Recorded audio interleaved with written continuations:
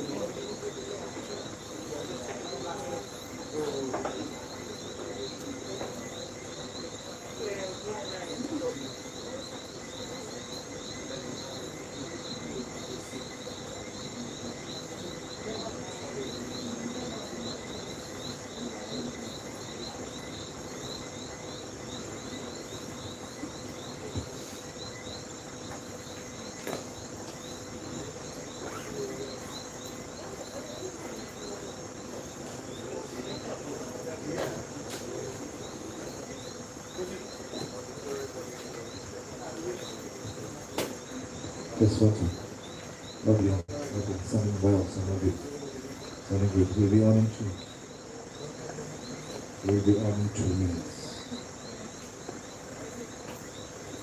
Test 1, 2. That's the 1, 2.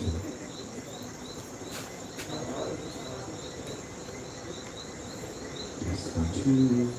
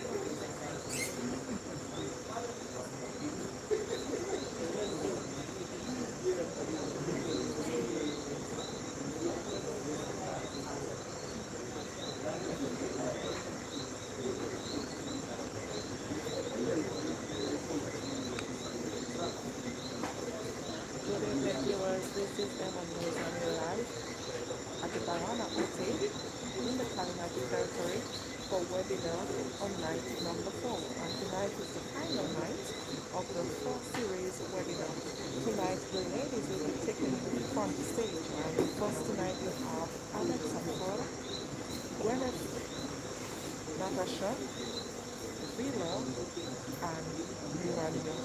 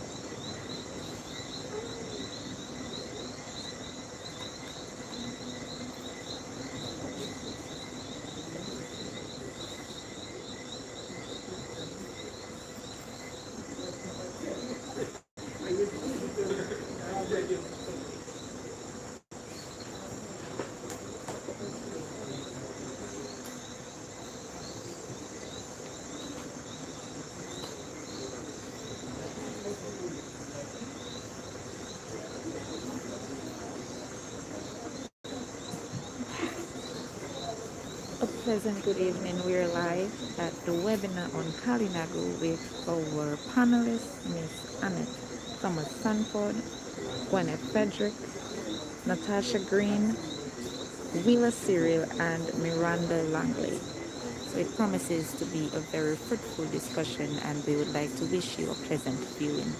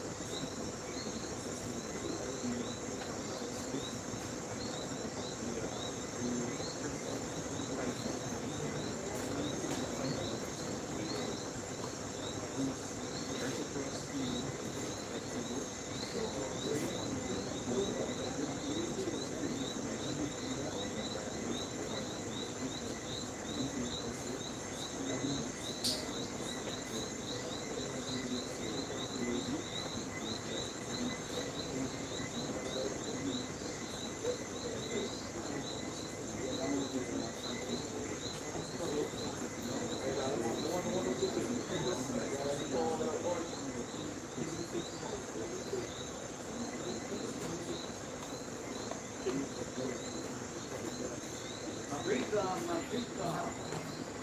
evening to everyone gathered here at the. Okay. Mabrika. Good evening to all everyone gathered here at the Kalinago Barana Uti. Good evening as well to those of you listening via DBS Radio and those of you viewing the proceedings live via Emonews. Of course, tonight is the final webinar in the series on Kalinago. And tonight we feature the women. As you know, this is the last in 4 webinars, and we had webinars featuring the academics and historians and the youth that happened last week. And last evening we featured the cultural elders and the Kalinago cultural activists, former chiefs and all of that. So tonight the focus is on the women and the women's perspective. Let me just give you a bit of an overview of the wider project which underpins this series of webinars, and then I will give you a short bio on the beautiful women here on the panel. The project is called Strengthening Sustainable Livelihoods and Resilience in the Kalinago Territory, SSLR for short. The SSLR project is focused primarily on the Kalinago community, which is home to the largest indigenous grouping in the Eastern Caribbean. The project is funded by the Government of India through the India-UN Development Partnership and implemented by the United Nations Development Programme, UNDP, in close collaboration with various partners which include the Kalinago Council, the Government of the Commonwealth of Dominica through the Ministry of Environment, Rural Modernisation and Kalinago Upliftment, the Ministry of Blue and Green Economy, Agriculture and National Food Security, the Ministry of Tourism, International Transport and Maritime Initiatives. The overall objective of the SSLR project is to provide assistance to the Kalinago community to access equitable social protection systems, quality services, and improve sustainable economic opportunities. The success of the project is based on, the success of the project objective is based on 4 key outputs, which include 1. Agriculture. To boost agricultural production and sustainable agricultural practices. 2. Forestry. To design and implement community reforestation programs to protect livelihoods and augment critical water catchment areas. 3. Tourism. Develop a comprehensive Kalinago tourism strategy and brand that generates new income opportunities for the territory. And 4. Institutional strengthening. Boost institutional capacities of the Kalinago Council for improved participative and inclusive decision-making and planning. So there are several activities planned under each of these outputs, but of course in the interest of time we will focus on one activity which falls under output 4, which has gathered us here this evening. The SSLR project team, along with the Ministry of Kalinago Upliftment, has noted the importance of creating a wider debate to raise public awareness of the Kalinago heritage's impact on Dominica and the island's future as the first climate resilient country in the world. And as I indicated earlier, this is the last in a series of 4 webinars. And these webinars are designed to basically inform the production of 2 booklets on the Kalinago territory, which again fall under output 4. One is a coloring book for children, 5 to 8 year olds, and a comic book targeting children 9 to 12 year olds.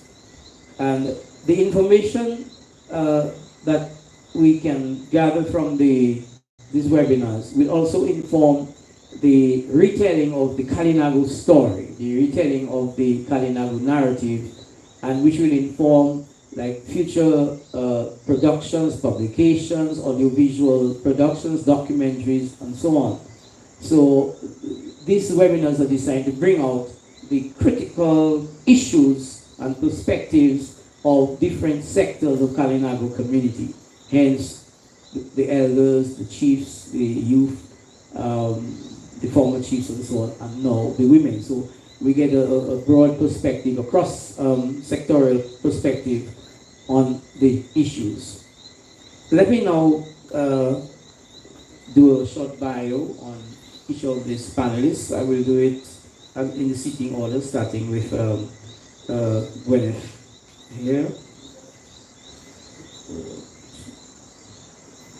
Okay, Gwyneth Frederick.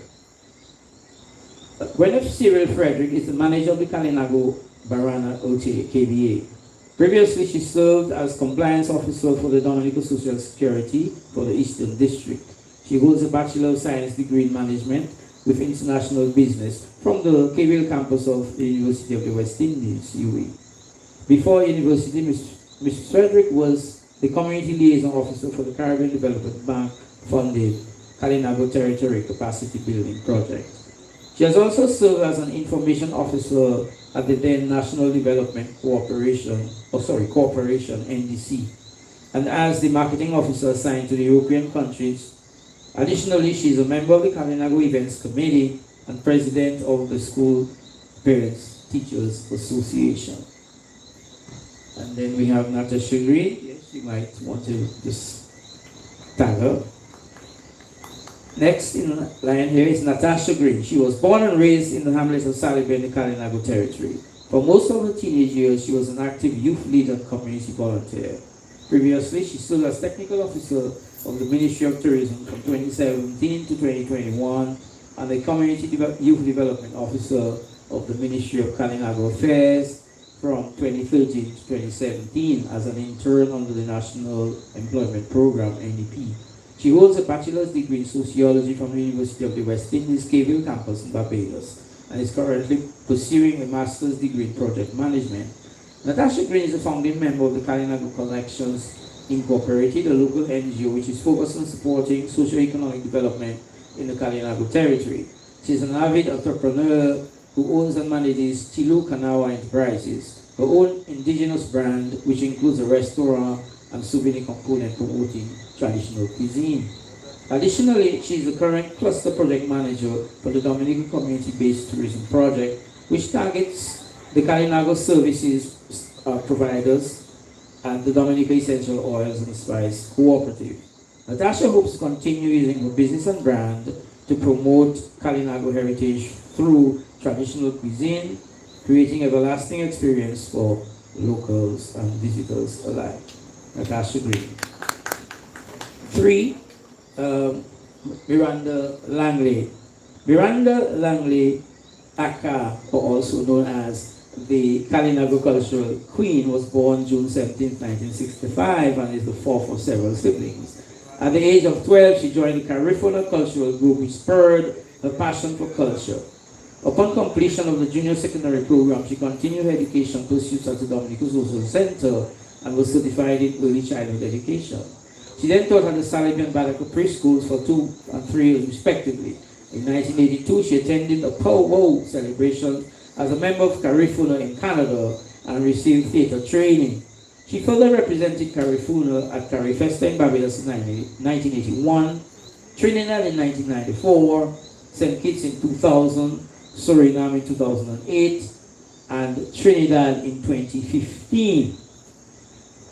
As her first love for culture grew, she became empowered and founded the Carina Cultural Group in 1993. For the past 15 years, she hosted the Miss Kalinago and Princess Natari pageants. For her contribution for cultural preservation, she received an award and appreciation from Dominica's Independence Committee in 1993, the Amerindian Legend Award from the Trinidad and Suriname Indigenous Organization in 2010, an award for her cultural contributions from the Ministry of Kalinago Affairs in 2013, and the Crest of Her Achievements, a special recognition award at the Golden Drum Awards in 2016 from the National Cultural Council. And in 2021, she was part of the Dubai Dominica delegation to have represented Dominica at the World Trade Show. Mrs. Langley continues to leave her mark and as she gallantly leads the Carina Cultural Group. Miranda Langley. The next person is Annette Sanford. Annette Sanford was born and raised in Silico in the Kalinago territory. The loss of her mother at the age of 7 led to her learning to care for herself and others at a tender age, ultimately defining her trajectory to become a nurse. She holds an Associate of Arts in Nursing from the Dominica State College, bachelor's degree in nursing from the University of Edinburgh, postgraduate certificate in healthcare administration from St. Lawrence College in Canada, and is currently pursuing a master's degree in international public health with the University of Liverpool. After working for 11 years as a registered nurse in Dominica, she moved into the political arena where she contested the office of Kalinago Chief. In 2019, that happened in 2019. She owns and manages Natari Care Services, a caregiving agency that offers vocational training to geriatric caregivers, and is the founder and chair of Kibe Kwati Inc., an NGO in the Kalinago territory focused on empowering the indigenous people. Annette Sanford is a farmer, wife, and mother, and currently serves in Parliament as an opposition senator for the United Workers' Party. Annette Sanford. And finally, Wheeler Cyril. Wheeler Cyril is a teacher by profession for over 32 years. She currently works at the Siniku Primary School. She's a graduate of the Dominica Teachers College and holds a certificate in education from the University of the West Indies and a diploma in business administration from Cambridge University. She's a certified hospitality department trainer and an ICDL certified coach. Ms. Cyril is a community activist. She has served on various committees and is now a part of the Gullet Maho River Hamlet Development Committee. She is a former manager of the Kalinago Barana Ote and volunteer presenter at the now defunct Voice of Life Radio and DBS Radio and the Government Information Service. Ms. Cyril lives by a simple motto: put everything in the hands of God and you will see the hands of God in everything. Wheeler Cyril. So thank you. These were the bios of the panelists, and let me just, of course, it's always a pleasure to pass the microphone on to the Honorable Minister Cozy Frederick, who will chair the panel and take care of the rest of the proceeding. Thank you. Thank you very much, Washla. Thank you to the listening audience. I want to thank our sponsors this evening, Emonews, UNDP and the staff, the DBS Radio, and also the KB for this wonderful venue here in Kalinago space, and also Digicel, who sponsors the Indigenous Voices on a Friday evening. So this is a special edition part two of the Indigenous Voices, covered live in the Kalinago space by the DBS Radio. And so last evening we concluded a conversation with the elders, and 2 points that stood out apart from the questions that were answered are the view that there are things within the Kalinago space and Dominica that makes us similar, so we have to look at the common heritage. And also there was a heavy leaning to looking at the time of abundance for answers to the questions as it relates to making Waitikubuli a climate resilient country. And so I'm excited this evening to join the wonderful ladies at the table here, very powerful ladies, and as we share their experiences and share their views on the various questions we are looking at tonight. And if you realize in the conversation, the questions are pretty much standard. However, the youth, the elders, and the academics and historians have all answered those questions from their very own perspective. And that is the objective of that particular webinar, to look at some very salient issues, but to answer it from your own experiences. And so I'm excited this evening to join and welcome these wonderful folks. Those of you in the audience, put your hands together for these wonderful people on the stage here. And I think the women in a civilization are the carriers of heritage. And so we have no choice, Washla, but to honor them. It's not by chance, and we have no choice. And so I'm happy to hear with them tonight. And so we will go through the questions. The rules of this conversation is very simple. Every panelist will answer in about 5 minutes one of the questions. I will sort of summarize and make the connections. And during the conversation, we'll have questions from the audience online, and we'll make an attempt to have these questions answered by the panel itself. I'm excited to start off the ball. And the first question, the wonderful ladies here, we begin with looking at the traditions of the Kalinago and how it has helped to shape Dominica. And in your view, what are the most important contributions that the Kalinago continue to make to White Kubuli's progress? So I'll give the floor to Mrs. Frederick, and she's my wife, by the way. Yeah, she's my wife, yeah. So I'm taken. And she's also the manager of this wonderful establishment. So Mrs. Frederick, the floor is yours. How has the Kalinago heritage and traditions helped to shape White Kubuli, and what are some of the important contributions that we have made to the progress of White Kubuli? Mrs. Frederick. Mabrika, to you, Mr. Frederick, the Honorable Frederick, as moderator and your co-moderator, to everyone listening via email and DBS, and most importantly, to the ladies sitting at the table with me. Mabrika, to you. How has the Kalinago heritage and traditions helped shape Dominica? Well, because the Kalinago control on White Kubuli, they were able to keep, or we were able to keep the island uncolonized for a period longer than anywhere else. This meant that Kalinago traditions and skills were also maintained longer here than anywhere else. Our knowledge of plants, wild plants, and their uses, both medicinal and recreational, and the value and properties of these various kinds of woods and the building techniques have also survived.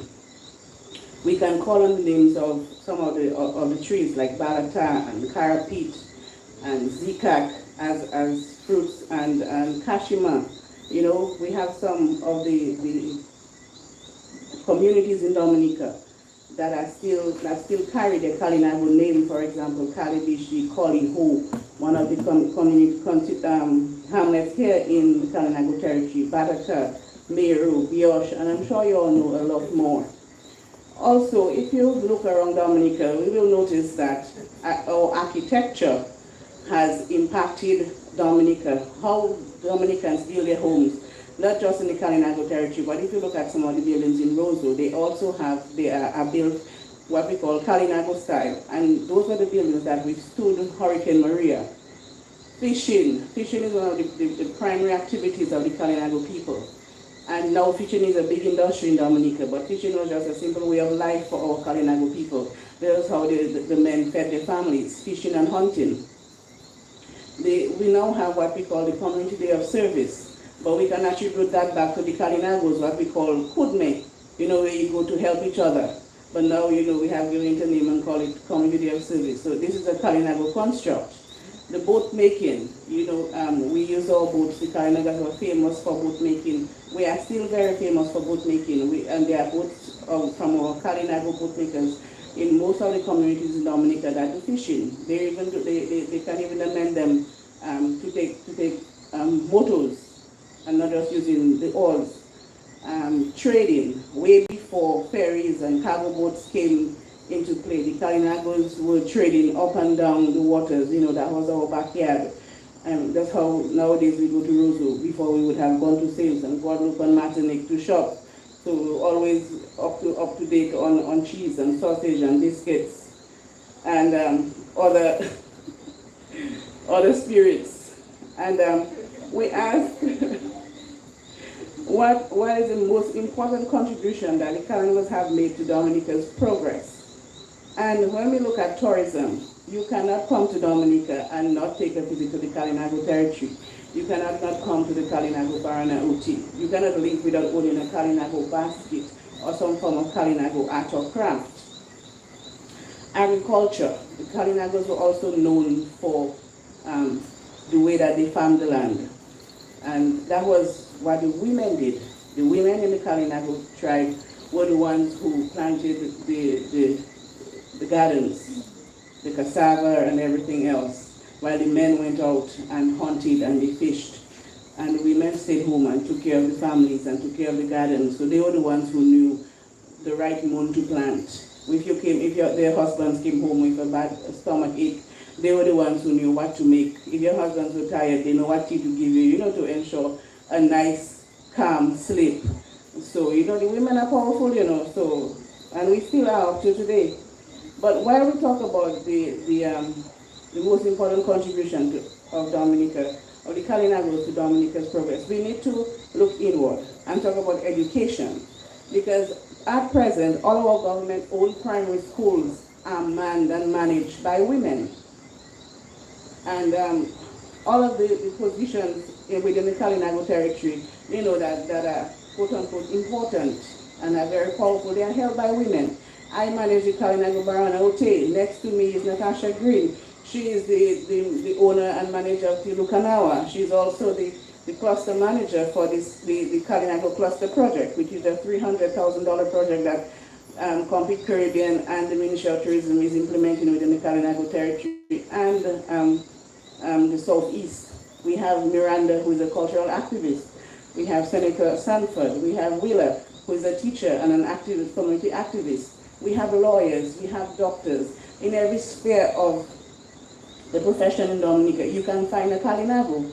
So we are, in our own way, making headway in changing or in helping to shape Dominica's progress. Thank you.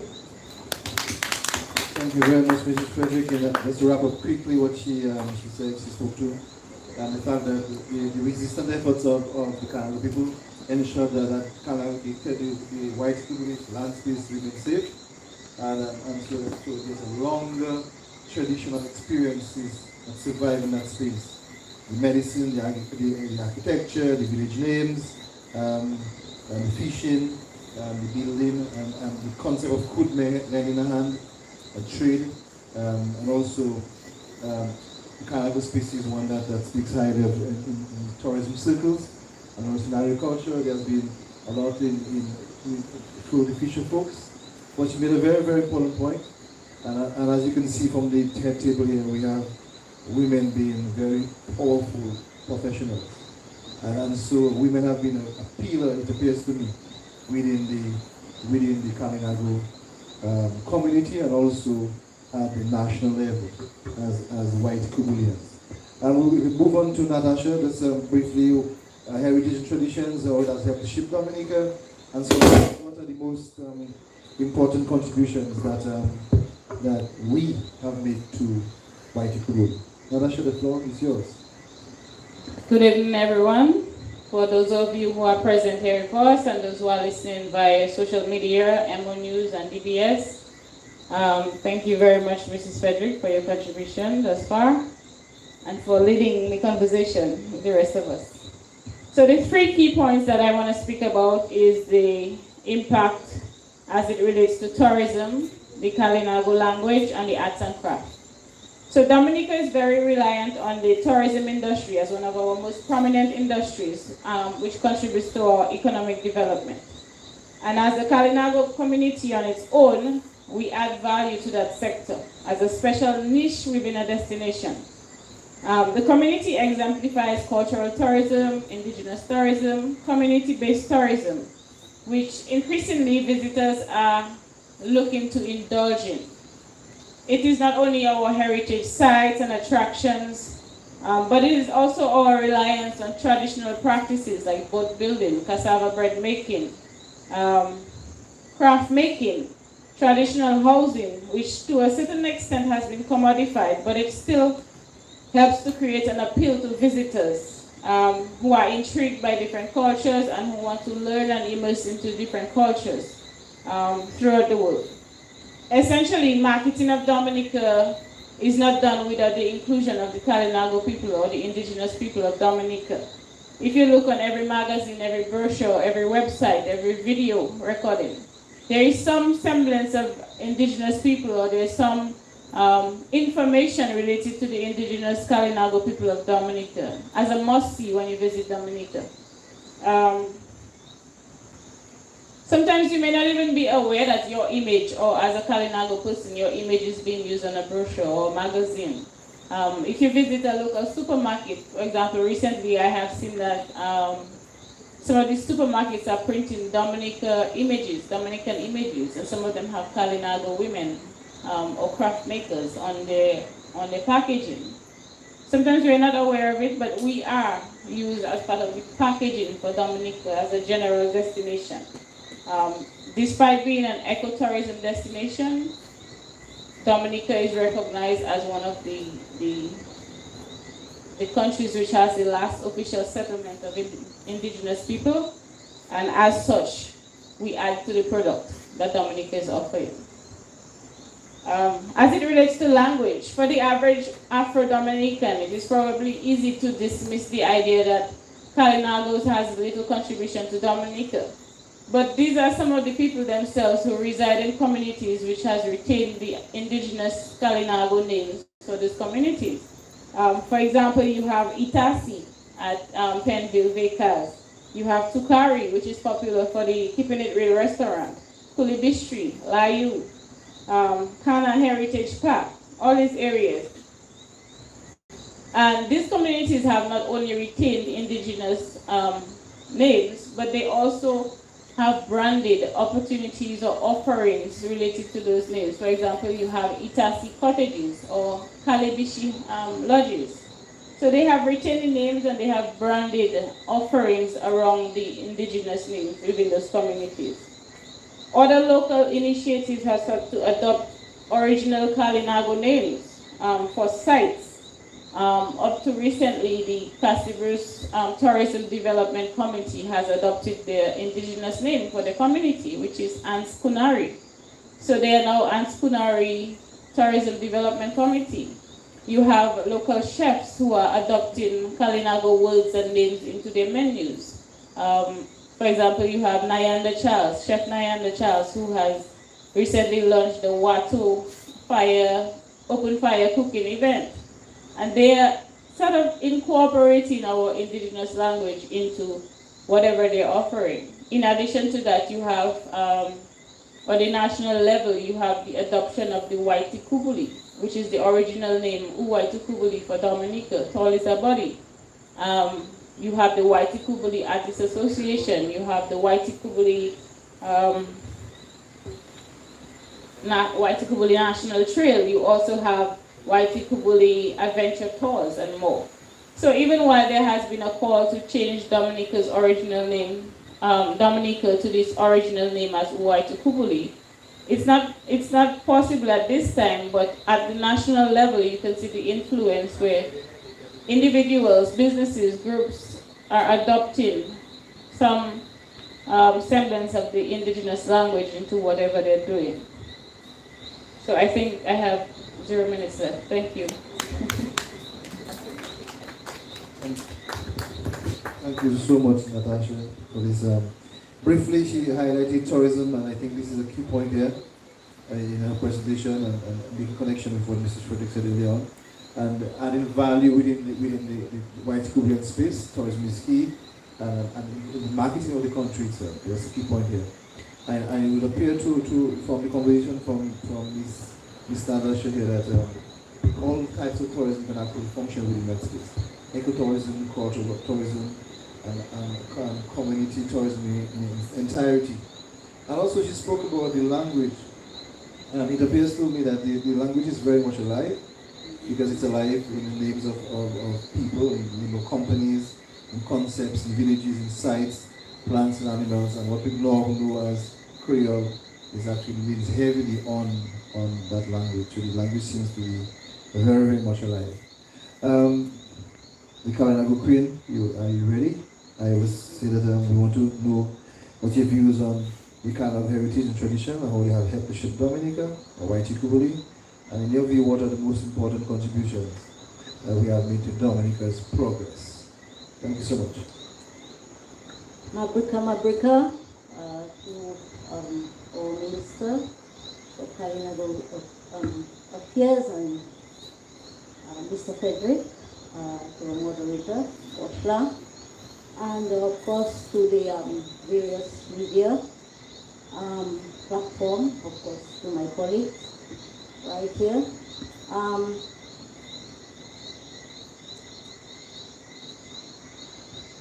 Back in the days, before colonization, Kalinago women played a significant role in the Kalinago community. So one of the role that they performed was assisting women in delivering babies. Midwifery, in local term known as shafam. There are a number of things and midwives advise and expecting mothers to do before, during, and after the baby is delivered. For mainly healing, cleansing, and towards of evil spirit, they believe that taking a purge, the baby would be born with a beautiful skin. Before the midwife would prepare a purge with some herbal medicine for the pregnant woman, they could get rid of blood clots, itches, and pain. Drink boiled leaves, castor leaves, okra leaves, and also other herbal medicines. So our Kalinago women played a significant role in Dominica, in White Republic, especially in the herbal medicines and what you call our traditional doctors. Right now you have the modern facilities, the health facilities. But before, our Kalinago traditional doctors, women doctors, plays a significant role in delivering babies, taking care of the elderly, and using herbs. This knowledge, we was able to expand it to the Dominican. And so this is what we call resilient, because they have, helped to deliver babies. Although we didn't have, modern day facilities, but they knew the herbs and they knew what to do. For example, if a woman gets pregnant during the full moon, they believe that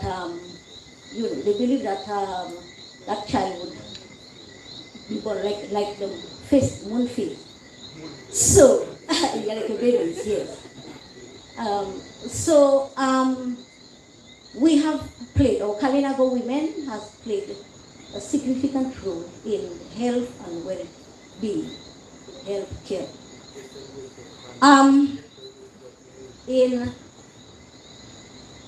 In other contributions, we had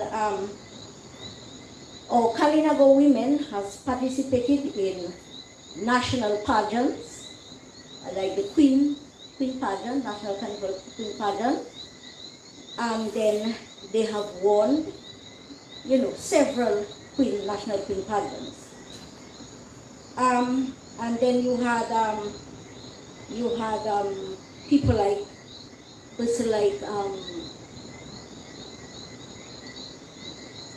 you had persons like Anthea Burton, Kathy Burton, Francilia Eger, Nakita Bruno, Nadira Lando, Natasha Green, and many.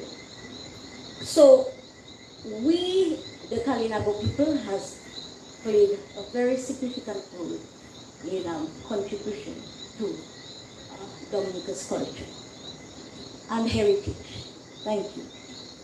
Yes, thank you very much, Miranda. Thank you so much, our Kalinago Queen here. I think she added some serious value to the conversation just now. Apart from the tourism and keeping all the village names and agriculture, she added a very important piece, the health and wellness piece.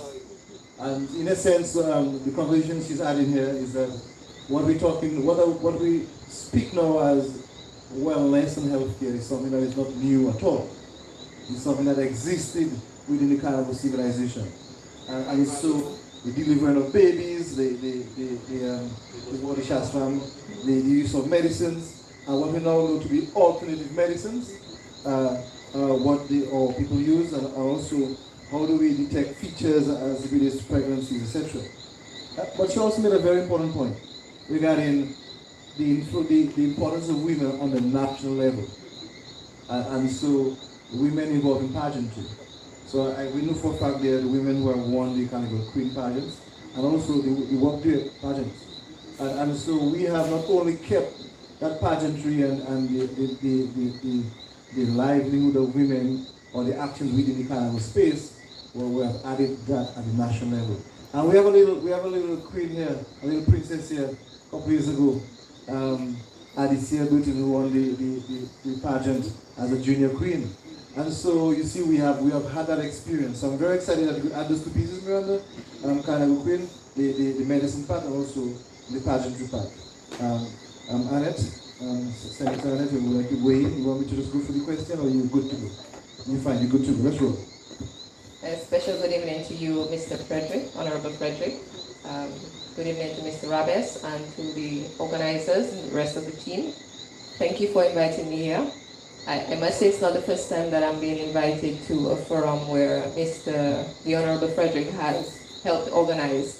So I think that's commendable because we are setting the standards for parliamentarians and how we should work together to help build our community. One of the profound ways I believe that Kalinago people have helped shape Dominica is through their ecological and conservation practices.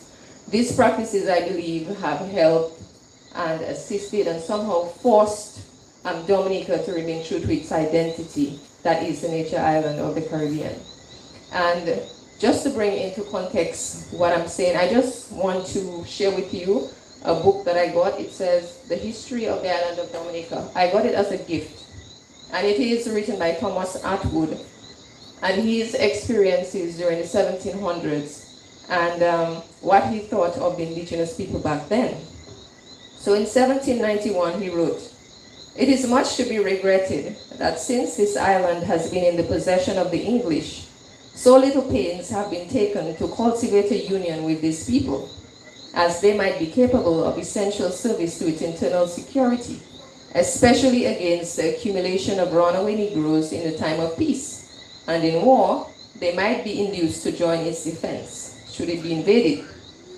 Yet, they are permitted to roam wherever their fancies lead them, as much unnoticed as if no such people were in existence. They are men as well as we, are born with the same degree of sensibility, and by proper encouragement might be of material benefit to a country which was originally their own." So that's his thoughts in 1791. And we fast forward to now, 2022, 131 years later.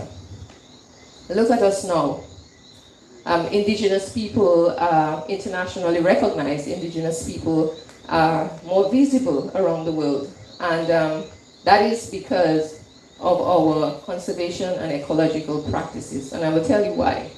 20% of indigenous people around the world, we have lands that are more fertile and rich, and we have a lot more biodiversity than any other communities around the world. 80% of biodiversity live in indigenous community. 80% of the world's biodiversity live in indigenous community. And even the parrots, they say, that escape to wherever. We see them in the Kalinago territory. I see them in my garden. I hear them. So animals feel safe to live in our communities, and Dominica is no different. When we look at the Kalinago territory, we see that the Kalinago territory is very densely forested. And there are some areas that we do not have people residing in yet, like areas in Concord. There are vast amounts of lands that are not residential. And so, because of these practices, we kind of force Dominica on a whole to remain the nature island. And so, the hotels and the resorts that are being built right now, when you hear of them, you hear of renewable energy. And when you visit them, you will see perhaps the Lauma ceilings and the Lauma lampshades and the vetiver mats, because all these things reminds us that we are the nature island. And the Kalinago people, particularly our arts and craft, reminds people that this is the nature island. When you walk through the Kalinago territory, including my home, you will see that we still use things like the calabash and the bamboo cups, because these are what we use and we can throw them away whenever we want to, and they will disintegrate and add value to the soil. So that is one of the ways that I think that we help shape Dominica by our practices. And so researchers have realized that this is very important because industrialization has had a negative impact on the world. We have built numerous and large buildings that have destroyed our forests. We have been manufacturing a lot of plastic products that destroy our marine system. And so we have to find ways to maintain balance in the world. And they are now looking to the indigenous community to help find that balance and help find that solution. One of the most powerful ways I believe that we have also added to the most important thing I believe that we have contributed to Dominica is wealth. It is not a subject that people feel comfortable to talk about, but I guess I have the task of doing that. When the island was colonized, when people came here, they came with the intention to wipe us out, to literally get rid of us, exterminate us. But unfortunately, that did not came through. We resisted, and we resisted for a number of years. And when the Declaration of Independence came, it was a requirement that our Kalinago chief sign the document in order for Dominica to gain independence. Because the British saw us as a nation. They saw that we had our own system of governance, we had our unique way of living, and therefore they couldn't leave us out. So we had to sign this document, and because of that, we had our African brothers and sisters inheriting vast amounts of land, which of course has a lot of value and equates money and wealth. Secondly, the indigenous people help attract funds to our country. And that is one of the key ways that we get funding. Majority of the funding we receive, it's because we have an indigenous community here. And one of the typical examples we have had is through the Venezuelan fund. We as indigenous people received $10 million because we applied for grant funding. We received this funding. Unfortunately, it was not used the way that we intended. But this is just an example of how governments can use the indigenous people to get funds to do the various projects around Dominica. And I'm hoping that as the time goes on, we will gain more respect and we'll be more involved in the discussions in terms of use of funds. And there are organizations and there are other people who tend to apply for grants on behalf of indigenous people. But oftentimes, we don't get the full benefits of this grant funding. And I am very happy with how the UNDP project is being carried out right now. We see a lot of Kalinagos involved. We see Kalinagos that are coordinators, project managers. And so this is the way that we are hoping that Dominica will continue to work and thrive. So I will stop here for now because the other points have already been spoken of. Thank you so much, Mr. Sanford, for the input. I think a key point here in the input for the conversation is regarding the eco and the ecology of our country, and also the conservation practices. And this wonderful piece by Atwood in 1791 is a wonderful piece. He speaks a lot about the general geographical space. He speaks about canal building, development, etc. It's a wonderful piece. One of the few British people who sort of wrote a positive narrative on Kalinago heritage. And speaking to the biodiversity, which is important, it's very, very important, because when you look along the Kalinago space, you will see all of that remains intact, and it was only done so by the firm actions of our Kalinago warriors. And also importantly, we are into the resilient movement, and how do we use our arts and craft as normal utility or investors at our homes is a very, very important point. And she made a point here, and I have quoted it out here. The world and Dominica looks, in paraphrasing, looks to us to find balance. I think that's a key point. Looking to us, in just people to find balance. And the final point, wealth, very, very important. We know for a fact that the colonizers extracted from our countries and developed the cities around Europe. And also, an important point, the indigenous space, the indigenous narrative also helps to bring in revenue or to attract funding from international agencies and international governments. So thank you so much for that, Senator Sanford. Wheeler, you ready to roll? Let's do this, Wheeler. Let's do this. Good evening to everyone hearing my voice, whether it's via social media or in the Kalinago Barana Uri space. I would like to start by saying that I think women would make fantastic FBI officers, because the level of information that has been disseminated by these great women, it left me wondering what should I speak to, because all the topics have been covered, so to speak. However, I would like to add by saying that our tradition and rich heritage has been the pillar on which our economic, cultural, and other national gains has been molded and piggybacked on. And I think Ms. Sanford spoke to that very well when she spoke about the Venezuela Fund, so I'm not going to go into that. But we can safely say that Dominica is what it is today because of the steadfastness and the resilience of the Kalinago people. Not only did our ancestors fight physically to protect this island, but they preserved their beliefs. Whether you call him God, the Great Spirit, we all believe in a supreme being. And our ancestors believe in that. And today, we have various religious beliefs, but our ancestors' beliefs shines through. Their cultural practices and cuisine, like the barbecue that we love so much, and the rich knowledge of nature, which is the alpha and the omega of any resilience attempt by any nation, was epitomized by our Kalinago ancestors.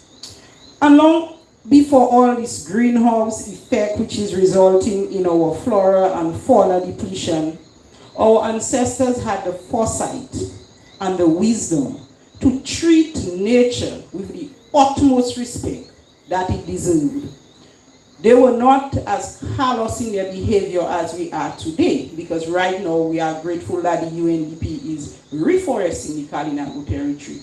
Back then, our ancestors used prudence in harvesting the trees. They didn't just go and cut trees discriminatingly and say, okay, that one is not good, let's just leave it on the ground. That is not the way it was done. They had a science to doing things in their own way. So they preserved that for us. And in so doing, our generation, we now know the joys of simple yet very important things, like drinking water straight out of the rivers or ravines or susas we call them, and even from our pipes. Bathing in our rivers, walking in the rain with no fear, breathing in clean, fresh air with no worries at all. It is because our ancestors had the foresight to treat nature with reverence that we are now enjoying this in 2022. Their reverence of the Great Spirit, and by extension Mother Nature, is what has the rest of the so-called developed world, because development is a relative term. Because when we grew up as children, we were poor, but we didn't know we were poor. It is only when we started comparing what we saw on television and we heard on the radio, then we started looking and saying that we were poor. But the Kalinagos were never poor. We were never poor. We have always been rich. So the so-called developed world is aching to own a piece of this paradise, to reside here and be part of this eco-existence that we sometimes take for granted. I dare say, our ancestors are the ones who has the wheels of our economic sector still churning today. Our contributions are everywhere. Maybe not highlighted as it should, but we are a very present contributor to the economy of this country. In tourism, as Mrs. Frederick and all the others highlighted, I'm not going to go into that. In the health sector, which I'm very happy Mrs. Langley alluded to, because right now we know that health and wellness is the economic activity that we should be looking at. Our legal system, education, and the list goes on and on where our indigenous persons are engaged and performing very well. I think to that, in his wisdom, the PM did not make an error in appointing our parrot responsible for the environment, because he reckons that Mr. Frederick, in his passion for his Kalinago heritage, would be the best suited minister for connecting with nature on all levels by virtue of him being Kalinago. If we are not careful and proactive, our environment and our very economy may cease to exist. So please, Mr. Frederick, please don't mess it up. Thank you. Yes, I hit the one in my wheel, and for this audience, Wheeler is my sister-in-law. So Wheeler, briefly, FBI agents, full body inspectors, all right, or female body investigators, FBI agents. I think that's a cool way to look at you guys here this evening. And let's talk about the resilience of the people, which is important, and speak to the cuisine and the nature and knowledge. And you made a very important point, and I quote it: treat nature with utmost respect. And I think that is very key. And you made this point also that the Kalinago nation had a science to doing things. So it was not done haphazardly. So that's the key point to keep here. And so you spoke about Mother Earth or Mother Nature and all the contributions that we would have made by honoring that glorious and wonderful tradition. Just to wrap up this first question, I want to add this piece. We're doing this evening because we want to have a new narrative, a new story that is told. The conquerors always tell a story, his story, history. And we have a chance in 2022 to recraft the narrative. But it's important that we do this, and I'll tell you why. Andre Gunther Frank, a German sociologist and economist, he wrote this, and he says, we cannot hope to formulate adequate development theory and policy for the majority of the world's population who suffer from underdevelopment without first knowing how their past economic and social history gave rise to the present underdevelopment. So, in essence, we have to look back to move forward. There are some people in this circle and some people in the listening audience and the general public who think that, why is it important to go in the past? And there are many people who wrote about this. Marcus Garvey, Machiavelli, a number of folks who spoke about it is important to know where you have been, you cannot craft where you're going from. I know we will move on to those questions, and it's important to do this, but it's important to know where you have come. I think the women did here a most wonderful job at you agree with me, Washla? Indeed. And Washla is that guy who understands women and the contribution, right, Washla? The second question, and I just want to go into this very quickly. We want to look at the impact of that heritage. So we know what it is. We know the traditions, the music, the health, the wellness, the nature. But we want to see how that adds value to the future of Dominica, or the future of White Kubuli. And I'm excited about this because as a policymaker, it helps, because if you want to do things moving forward, we have to lean on the ideas of folks.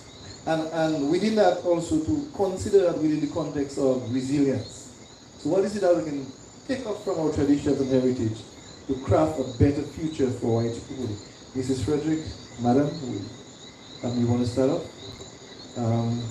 And so it is important that we do it because we're hoping to be the first climate resilient country in the world, and I suspect we already are. We just have to ensure that we keep on doing the practices that we have to ensure that progressive movement. Mrs. Frederick.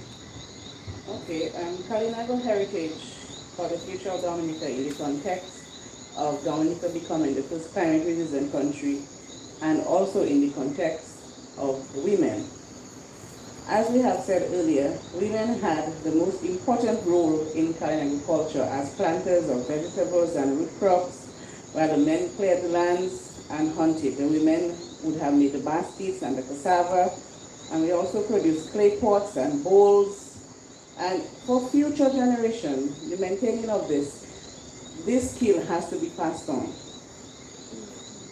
And with the help of our Kalinago people and other Dominicans, we'll become more self-sufficient.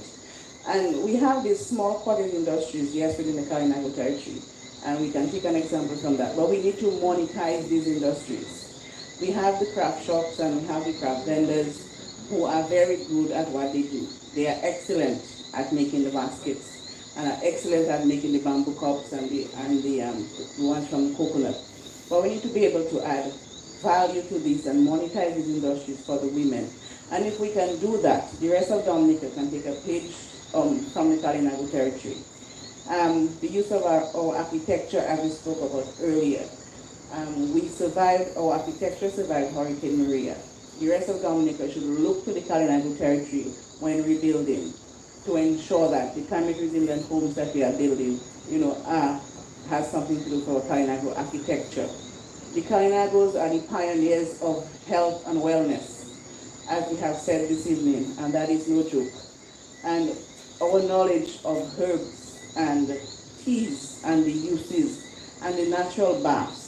And those of you who have come to the Kalinago Barana Ute and have requested a bath from our shaman who is here tonight will know the benefits of these baths. And this is the way to go, because the entire world is now all about health and wellness. And this is what the Kalinagos are all about. And I know there are persons listening and persons within the Kalinago space who will swear by the herbs that they use. That's why they did not contract COVID-19.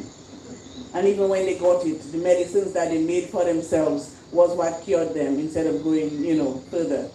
So this is who we are and this is what we are. So if we can develop on that, we will be pioneers in making money in the use of teas and herbs. The return to agriculture. The Kalinagos have a lot of land, and the Kalinago territory has a lot of land that is underutilized. So if we can incentivize our young people to go back to the land. There are markets for the crops. You go and you plant these things, these crops. Everybody will benefit. The craft industry, as I spoke about earlier, we need to find a way to incorporate the things that we make. It's not just for the visitors coming to the different sites. We have to incorporate it into all of Dominica. We have to find a way to get our craft into the government headquarters, into the embassies there, to ensure that the wastable baskets and the placemats and the lauma covering the bulbs and all of these things, they are Kalinago. They still have to go through the craft vendors, and they have added value to them. If you realize now, you get a bag that it has different colors, and it's so beautiful. So if we can get this out there, the sky's the limit for the Kalinagos in the future. Thank you. Thank you very much, Mrs. Frederick. Briefly, maintenance of the culture and traditions for the next generation is a key thing here. And that, in her view, links heavily to self-sufficiency and speaking to the health awareness, and pioneers can continue to make strides in this. And how do we utilize our lands moving forward? And so in essence, she's speaking about our lands in the Kalinago space, and that space being the sort of food basket for Dominica itself, or Waitikubuli, and the region, and how do we look at the craft industry and add value to it. So thank you so much, Mrs. Frederick. Natasha, you want to come in here and add your bit, the composition? Okay, the impact of Kalinago heritage for the future of Dominica as it relates to building the first climate resilient country in the world. I think, and I will just touch on what Mrs. Frederick has mentioned, our building techniques and architecture continues to sort of influence the way forward in strengthening our new building approach, I would say. Following Hurricane Maria in 2017, a lot of people were in awe that the Kalinago Barana Ote, as well as a few older housing stock, kind of sustained the winds of a Category 5 hurricane. And following Hurricane Maria, Dr. Honeychurch himself gave a whole segment on why he believed that Kalinago architecture should be incorporated into the new housing standards. We have sort of been influencing other nationals to incorporate that type of architecture into their new designs. We now have, for example, we have outside of the KBA, which has taken the approach to retain the strength of the structure post-Hurricane Maria. We have new tourism products being developed and incorporating the architecture into their new concepts. You have the new cabe structure being developed at the peninsula in Scothead, for example. You have the new designs being incorporated at the Kana Heritage Park in Capuchin. So we have some level of influence in terms of our architecture being utilized throughout the nation, not just in the Kalinago community.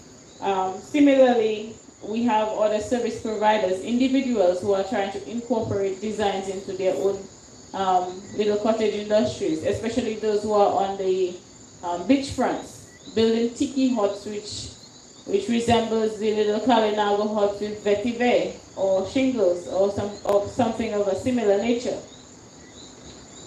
So the architecture has been retained. It continues to influence and be infiltrated into the national building standards. A second thing is food security. Cassava or mayok is a unique staple of the Kalinago people, and it is now recognized as one of the most resilient crops to secure food security for the region. In recent times, you have seen ICA, FAO, Ministry of Agriculture, and other organizations supporting farmers to cultivate different varieties of cassava for subsistence level as well as for export and for added value products. Now you have non-Kalinagos pursuing added value products in terms of packaging mayok or doing cassava bread outside of the community. You now have right at Tranto Mopo area, you have farmers packaging farine and mayok. You have at Kalibishi, farmers and business owners are pursuing the use of cassava into their business concept. So even while we use it at subsistence level in the community for personal consumption and for visitors, but it has been, to a certain extent, been adopted by other non-Kalinagos as a food which can be sustained over time, a food which can be cultivated with minimal maintenance, can survive various climatic conditions, and the like. So these are the 2 points I'd like to touch on. Thank you. Thank you very much, Natasha. Important point here. Another key point here, the architecture, and the point about including the designs into the new housing standards is a key point, very, very key. And also the new designs that seem to be taking root around the country. It's very important that could lead a future movement. And the second piece is the agricultural piece, looking at cultivating crops, adding value, an important point. So basically, in an essence, you're saying that in the future we can move crops from just being subsistence crops to income-generating crops, and that's exciting. And that will be done through, of course, the agro-processing medium and using mechanical tools, etc. So very exciting stuff here. I'm gonna call you Mimi tonight. Mimi, I want you to rule or kind of a queen. What can we do to add value to the future of white people by using what we have as our heritage, and how does that link with climate resilience? Yes, you have the floor, Mimi. All right, Mabrika, as the other speaker said about the architecture,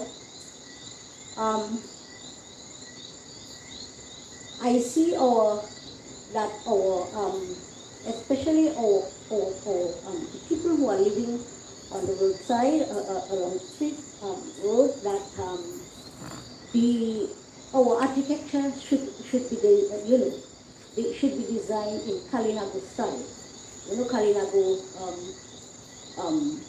history or what or whatever, and because what I have thing is that when the visitors pass through the territory, they only see concrete houses, and they are seeing galvanized houses. I think that there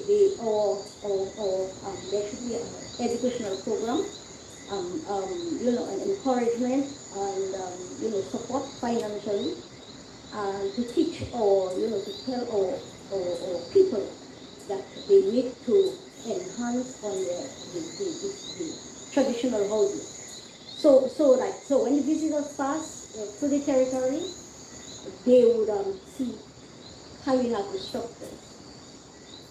Another thing is that our legend sites.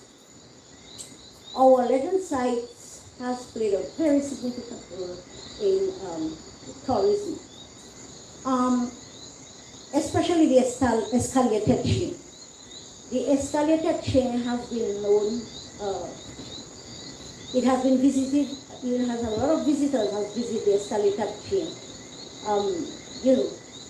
Over the years, and you have seen a lot of people have taken pictures, brochures, magazines, and all the the natural features of the escalated chain.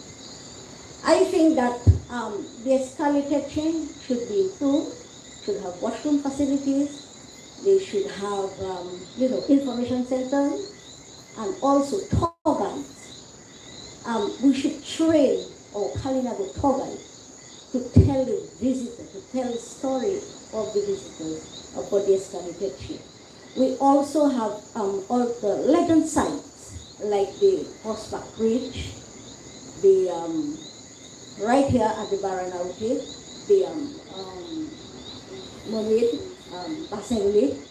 We also have the Spirit of the Rock, which is very important to our history. So we can develop the sites and promote it as a tourist attraction. Also, and they are secret, they are sacred. I think that when we go to the sites, we have to pay homage because they are power spots. And our ancestors were very respectful to those sites. There were ceremonies performed in those sites. And so, so the legend site has played a significant role in the tourism.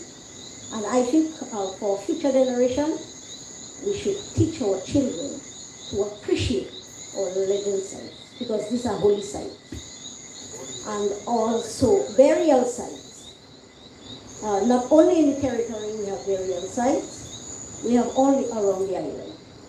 And sometimes it really hurt my heart to see that our burial sites has been a downside with all the garbage and whatever. So I think that we need to have a lot of education and to educate our Kalinago people, our children, and the wider Dominica. Thank you. Thank you so much, Kalinago Queen, here speaking to the architecture and keeping the designs. And in a view, a nutshell, is that it would help to show a difference in when you enter the Kalinago space. And so the encouragement of building local materials, etc., is important for the future. And the intervention on the legends is an important part of it. It leads heavily to protection of the environment and resilience.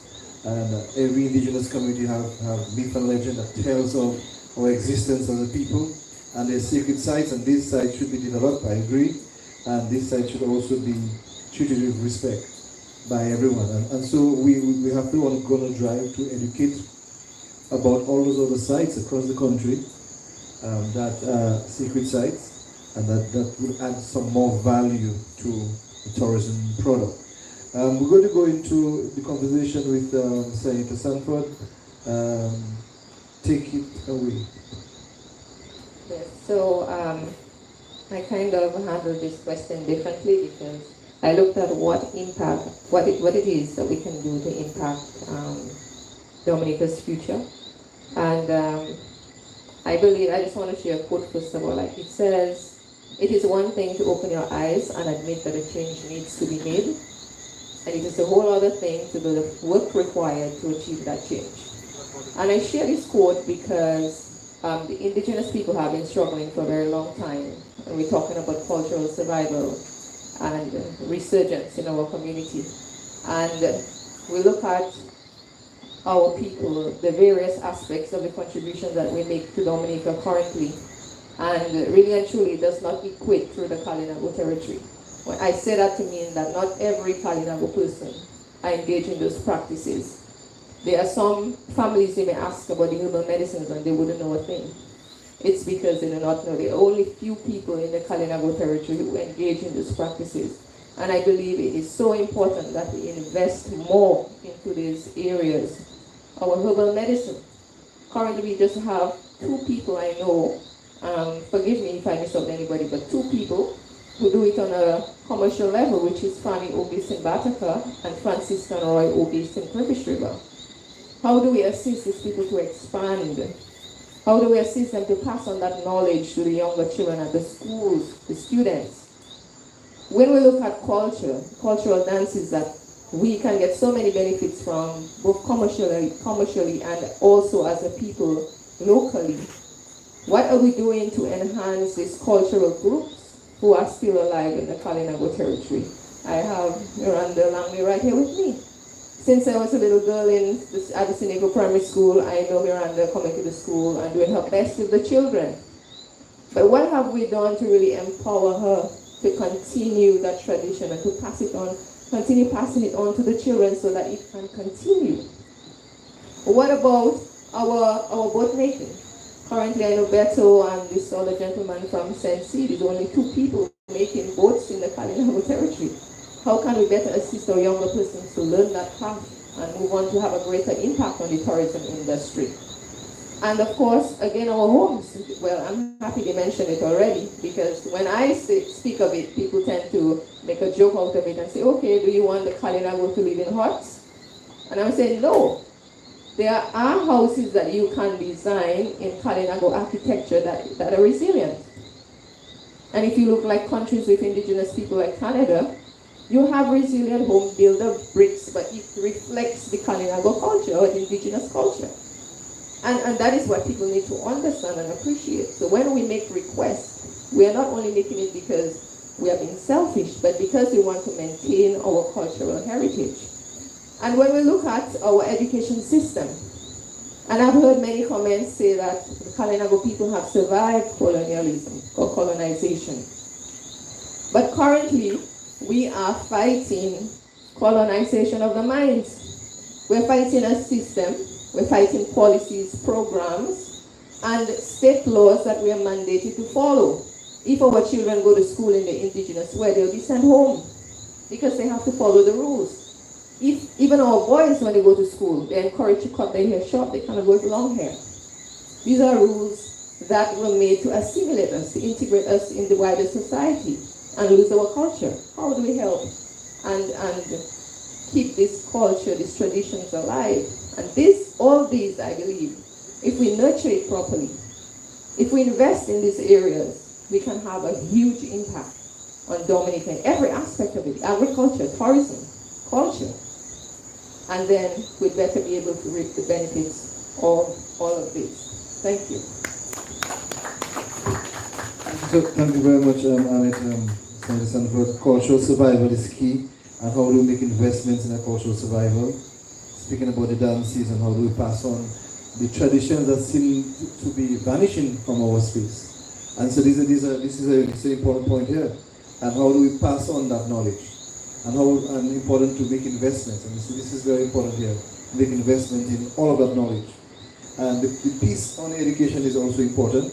We are operating within a sort of capitalist society with laws, and some of those laws for all intents and purposes should be decolonized, for sure, and to ensure that aspects of the heritage are inculcated and that people understand that. And that's why I'm excited about this forum, because this forum will definitely inform on our concerns as an indigenous community. So I'm excited for those 2 very, very, very, very important key points here. Willa?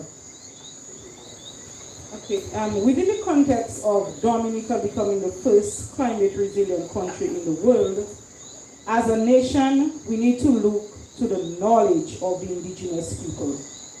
We can never overstate that. In health and wellness, as the ladies at the head table have said before, it is a multi-million-dollar industry, and more so now, as the world is reeling from the impact of COVID-19, we need to ask some very pertinent questions. Why is it that our people are living to ripe old ages? Why are we recovering so quickly from infections? It is not that we get the illness less severe from any other part of the world. It is because our bodies are resilient due to our eating habits, our general lifestyle of always being active in farming, in walking to and from places, our bush tea and our bush baths, as Mrs. Frederick said earlier, whether or not you believe it does have its impact. A wealthy nation is a healthy nation. We cannot dispute that. A resilient nation needs healthy people. And we, the Kalinagos, we hold the key to natural, resilient health and wellness, undisputed. The answer to many questions are right here in the Kalinago territory. But guess what? It is buried in the minds of our elders. We need to do comprehensive documentation before these people go to the great beyond. It is a pity though, we do not see or we do not hear anybody hustling, not on a local level, not on the national level, in harnessing the knowledge, packaging it, marketing it, and creating economic activities out of it. We are not seeing that. Not only should we explore that knowledge within the parameters of keeping things in tune with nature, because really and truly, the only thing that we as a country have to peddle is our abundance of nature. The impact of the Kalinagos for the future is to promote, strengthen, and market our products and services to create economic wealth for our people rather than being objectified. The branding of Kalinago products need to be sent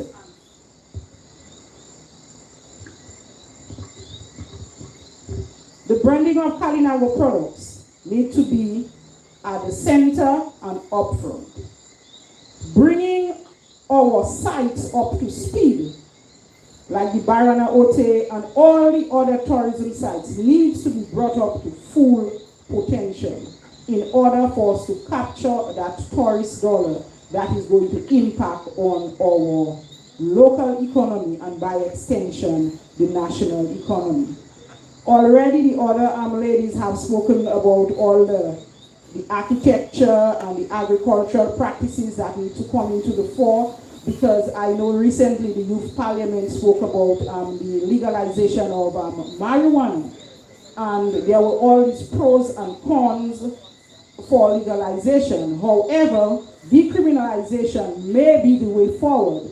In that way, it gives us, because I hear a lot of the ladies talking about herbs, and sometimes we say herb is for the healing of the nation. And we need the Kalinago herbs alongside the marijuana that was really not part of our tradition. But if there are healing properties to be gotten out of it, we need to work in tandem with the other herbs that the Kalinago people have been using over the years. So one of the things we need to do is to look at the branding of Kalinago products and ensure that whatever we have, our people benefit directly. And that is why I say we need to do this so that we won't be objectified. Because currently we are being used to create wealth, as Mrs. Sanford spoke to. We are being used to market the country, but most of it is not trickling down to us here. And if we are going to have any impact on the future of Dominica and its resiliency, we need to come back to the Kalinago people and begin doing all what needs to be done in terms of recordings, documentation, marketing, branding, and the list goes on. Thank you. Thank you very much, Willa. In a nutshell, Willa hit a very important point there about the knowledge of indigenous peoples and eating habits and how or that the health of a nation is actually its wealth.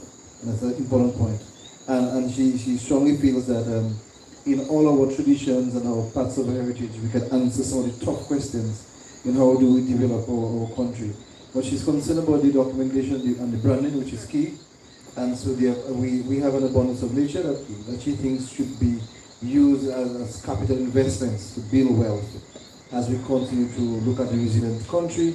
And consideration should be given to our traditional herbal medicines and in relation to the move to use cannabis or marijuana for also doing that. And also, how do we factor in the rebranding of all of those aspects of heritage to build wealth. Very, very exciting times here, ladies and gentlemen, on the listening public. There's a wonderful quote I have seen in some of my research by a psychiatrist and political philosopher from Martinique, Frantz Fanon. And he wrote this wonderful book called The Wretched of the Earth, basically speaking to people who are underdeveloped and minority people. And he says, colonialism hardly ever exploits the whole of a country. It contents itself with bringing to light the natural resources, which it extracts and exports to meet the needs of the mother country's industries, thereby allowing certain sectors of the colony to become relatively rich, but the rest of the colony follows the path of underdevelopment and poverty. So it's important that we have this conversation tonight to speak about the heritage, because we may run the risk of not making right decisions if we don't understand where we have come from. We're going into the third question here, and I just want to challenge the panelists here to live with the listening audience and people who are tuned in via the radio, etc. Some key aspects, key things you want them to remember or take away, that every Dominican person, everybody who's listening should take away as to the importance of the kind of heritage. Something they could write in their notebooks, in their diaries, something they could etch on their walls, something they could use as a screensaver, something they could write down in the cornerstone of their house. And what are some of the takeaways that, at least for, that every Dominican person or every white Kubulian should be aware of regarding the importance of the Kalinago heritage? Mrs. Frederick, let's start the ball rolling. It would be very nice to, yes, let's get the ball rolling. Thank you so much, Mrs. Frederick. At the Barana, as I was saying, at the Barana, we get visitors every day. And the Dominican visitors who come through our doors, of recent, when I say recent, I mean 2-3 years, maybe even 5, they tell you that they have Kalinago ancestry. Their grandmother, their great-grandmother, grandfather, was a Kalinago or have some. So they're 1/4, they're half, they're Kalinago. And it is wonderful to see that persons are claiming that ancestry, and they even go as far as wanting, to meet the shaman and have a ritual bath and get a Kalinago name. You get your Christian name, but you also want to be baptized with the Kalinago name, to show that they are Kalinago. And 4 takeaways I believe that every one of these Dominicans should be aware of regarding our Kalinago heritage, or their Kalinago heritage that they want to embrace, is that the Kalinagos, they need to know the sacrifices that the Kalinagos made in defending Dominica. They also need to understand the experience that the Kalinagos have with Mother Nature. We have this special relationship with the land. We exist in harmony. If you plant a tree, if you cut a tree, you replace it. You don't overfish. You only take what you need. We are here today because that's what our ancestors did. This is how our ancestors lived. They lived in harmony and they coexisted with the forest. This is what we need to do if we want our children to enjoy what we're enjoying today. Clean air, herbs, medicines, vegetables, fruits, cassava, all of that we're enjoying today, that we can plant so richly in our gardens. We need to be cognizant of all that. We need to take pride in being a Kalinago. When you walk in Rosewood and people, you see somebody talking down to a Kalinago, you should be able to defend them, because this is who you are. This is who we are. We are the first peoples of the land. Dominica belongs to us. So we need to walk with that level of confidence. Because people keep saying that Kalinagos are shy. No, they're not shy. Kalinagos are strong, and probably they don't speak until they have something important to say. They don't go just talking on every topic because they don't have something to say. They speak when it's important, and these are who Kalinagos are, and as women, this is how we behave. So we also believe that plans for Dominica, the Kalinago people need to be included in these plans. When you're making decisions, because we have the awareness of land use, on architecture, on fishing, on trade. We are just experts in all fields. So yes, we are. So this is something that all Dominicans should know, about the Kalinago ancestry and the Kalinago heritage. Thank you. Thank you very much, Mrs. Frederick. Sacrifices made by our people is important to remember. Our ancestors died. We were killed, genocide, and and we sacrificed our land, ourselves for our land and our blood, and so that's an important takeaway point. The experiences in modern nature are a very key point, and our defense of the identity, because you may well be discriminating against yourself because your bloodline may link to Kalinago heritage, and so it's important to understand that. And it appears to us that from all the conversations this evening so far, that we are just deadly. Yeah, we are experts, we're deadly. And so just whenever you say Kalinago, that's a deadly guy or woman walking down the road. So solid stuff. Natasha, carry on. Okay. As it relates to takeaways, I only have one major point to give. The negative stereotypes associated with our people can sometimes dissuade our young Kalinagos who grew up outside of the communities from identifying with the heritage. And I have seen it on several counts, being associated with other young people outside of the community. And it is disappointing to know that Kalinagos who are raised outside of the community do not identify with their own heritage, simply because of the negativity that surrounds our people. But generally, there has been a lot of improvement, a lot of changes, and a lot of positive influences from our people. And their influence in various sectors and the social and economic landscape of Dominica. Not just Dominica, but outside of Dominica as well. National leadership now includes Kalinagos performing in various capacities. As minister, we have our minister here with us, permanent secretaries, head of departments, principals, nurses, doctors, lawyers, entrepreneurs. And most of all, they have been molded in their younger days to identify with the Kalinago consciousness or with their indigenous consciousness, performing as historians promoting Kalinago heritage, cultural leaders, members of cultural groups, youth leaders promoting Kalinago pride and cultural preservation. So this has helped strengthen them rather than take away from their abilities to take up leadership roles outside of the community. And I don't understand why people would be shameful of identifying with their heritage. And as it has been mentioned earlier, for you to understand who you are and to know where you're going, you need to know your history and your background. And you need to embrace it to the extent that you feel that you come from a very strong people, an indigenous people. That's all. Thank you.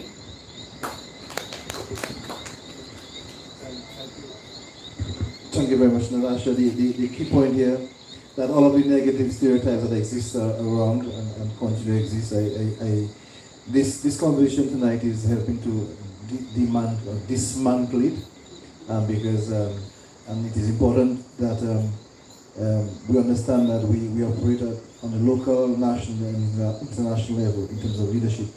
So it's important to stick to the identity that will add some value to the conversation, and that the Dominican public would realize that it's important to look at the identity of the Kalinago people as a very important piece to the development of our country. Thank you so much, Natasha, for this.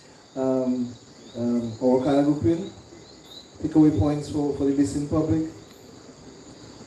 Alright, so the Kalinago people should be seen as peaceful and loving people who welcome visitors with open arms, but should not be taken for granted. We should respect and honor for rescuing the piece of land that we enjoy today. The presence of the Kalinago heritage must be seen as an indication of resilience and such more deliberative and calculative effort need to be made in the recognizing this aspect of Kalinago survival. The Kalinago played an important role in the rescuing of many black slaves during slavery. This cannot and should not go unnoticed. Much of our local food, such as cassava, potato, papaya, herbs, brought to Dominica by our Kalinago ancestors, and we cannot and should not take these things for granted, not forget them. Stop the name calling. We call each other by the race, white or neg west. These terms, racism and hate, and let us respect and help each other to achieve success, just as when our ancestors fought to defend ourselves from the colonial masters. So, Kalinago people, my Kalinago people, my black brothers and sisters of Dominica, we need to respect ourselves. We need to stop that calling me Negwes, white, or Nexala. We have to start doing healing. Now is the time for healing and reconciliation. Healing and reconciliation. That is the only way that our country can be healed. And we as human beings, as the two ethnic groups, we should, I'm just calling on the Dominican black brothers, who called us so much names that we did not deserve. We have done so much for white people. And when, after colonization and after slavery was abolished, our black brothers and sisters, because they get a better opportunity and they was brought up in the British system, they were so-called, okay, there was the bourgeoisie. And so that's why our people, our Kalinago people went, and they live in our territory very simple and peaceful. Because why they didn't know, they didn't trust anybody. They didn't know. That's why they say after a while, they say we were shy and we were talkative. But that was not true. We were smart people, we were intelligent, we are beautiful, we are loving. So we just have to respect each other. And if we have to, in order for us to move our country or beautiful white people forward, we have to respect each other. And we have to honor each other, honor each other culture. We were in the same situation. We were in the same situation when the colonial masters came. We survived with our strength, our resilience. And I always say that Kalinago women, we are the beautiful flowers of white people. Beautiful flowers. And so I am saying this word in a very emotional way. Just respect and respect each other. Thank you very much, all Kalinago Queen. Takeaway points from here. Importantly, apart from the narrative of the colonizers, the story that we were savages and we were barbarians, we were very peaceful and loving people. And also, we were so peaceful and loving, the second point, that we assisted in the resistance efforts. So when you speak about the Negmao, bro, we assisted in Negmao. And another important point is that the idea of discrimination and stereotypes is something that we should dispel from the conversation, because it's a time for healing. And in that effort, we should show respect to all of humanity. Very, very important points. And then, I'm coming for this time. So my takeaway would be valuing our children, and I want to speak specifically to our Kalinago people, especially the parents.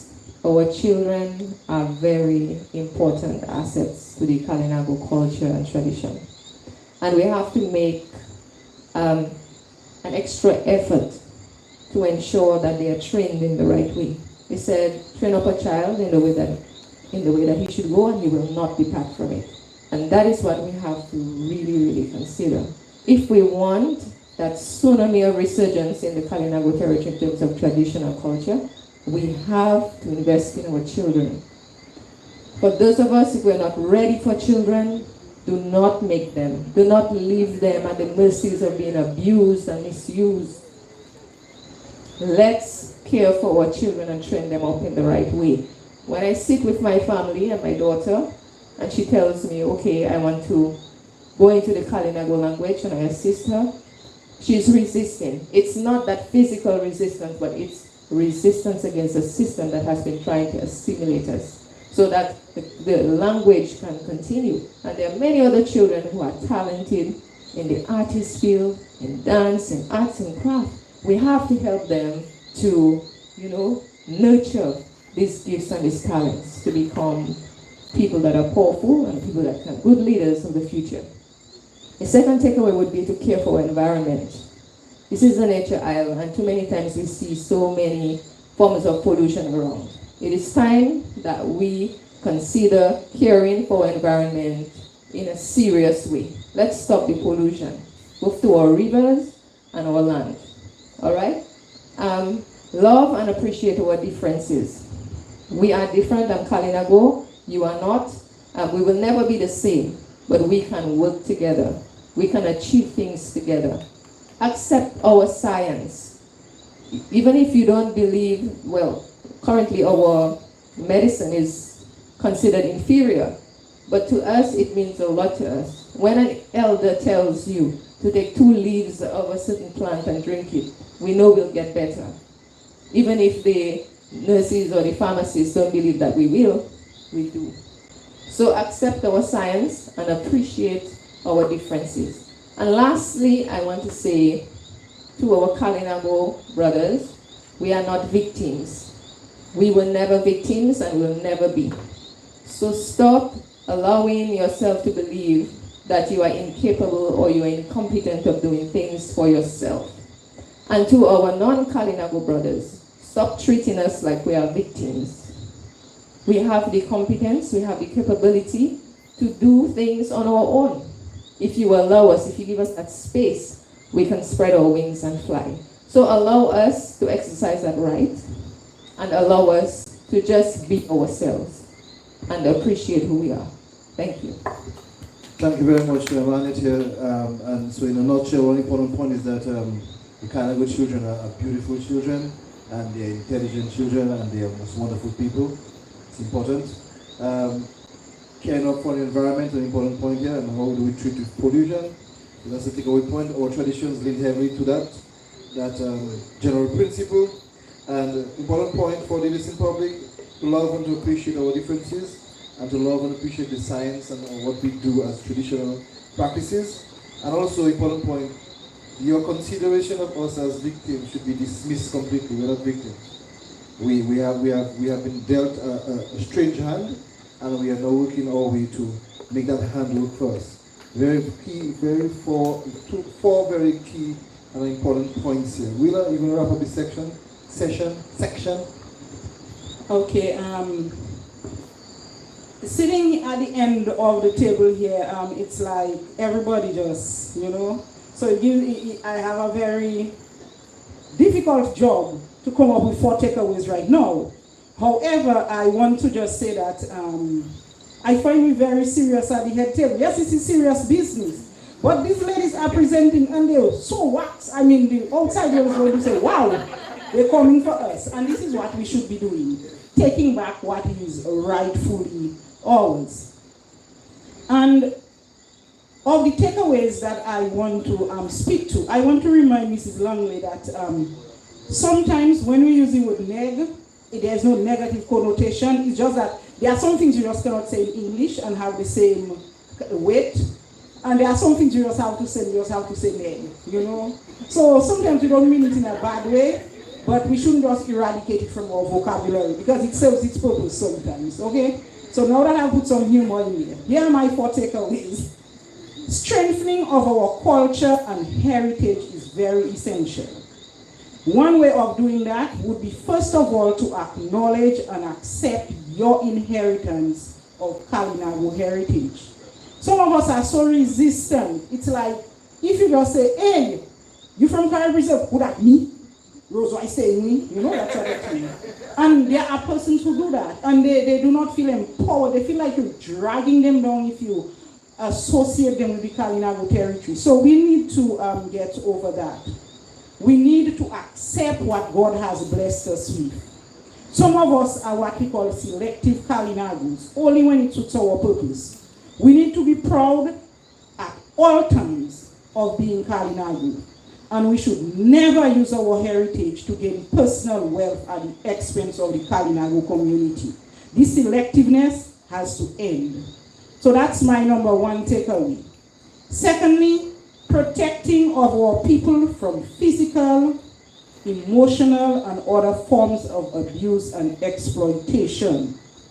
The use of copyright needs to be brought to the fore yesterday as it relates to our knowledge, our dances, our craft, and other skills. I listened tonight to Ms. Green talking about seeing Kalinago people on a brochure, on a magazine, and they're not even aware that they are there.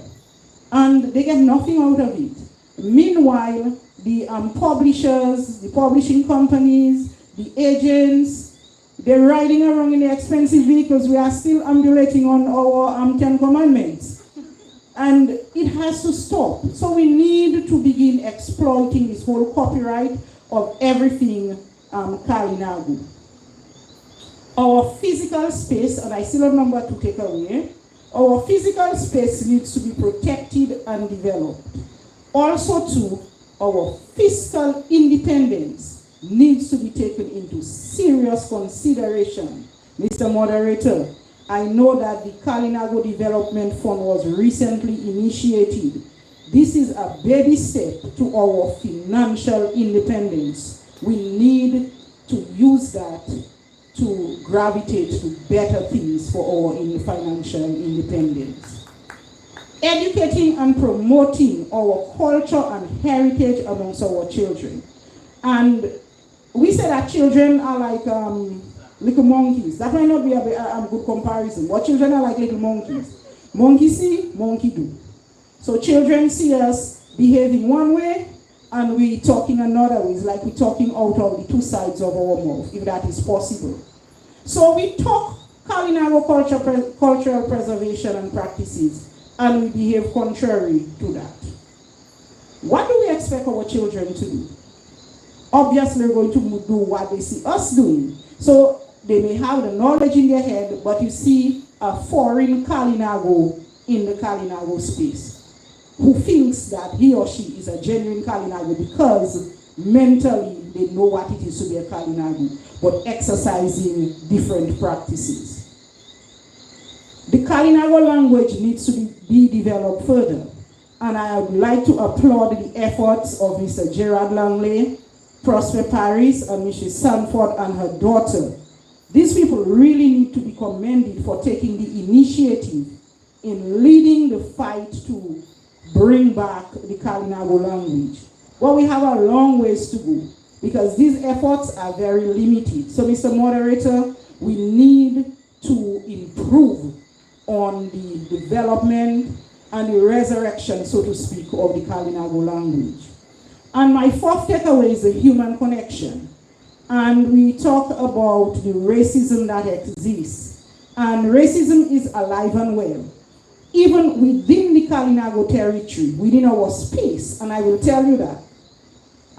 When I moved from Bataka to settle in Maho River, a former leader said to me, "Well, Miss Cyril, you know you're the most stupid choir that have." And I was like, and he said, all other choir living when they go in Dong Road. We refer to Bataka, Salibia area as Dong Road. You're the only Caribbean that live Dong Road and go up road and stay with. And I was like, I sought for truth. Because of within our Kalinago space, we still have segregation. Bataka people, I don't want to say that because I live in Maho River, but generally, it's like sometimes you hear people say like, Bataka people think there's Itwi. And then I am always with the events, of course, what we eat. And then that's why I say Maho River, and then I have nothing else to say. But I am saying that because racism is alive and well within our community, and if we are bringing down each other, who are the quote-unquote neg and negress out there not to bring us down, because we are not uplifting each other.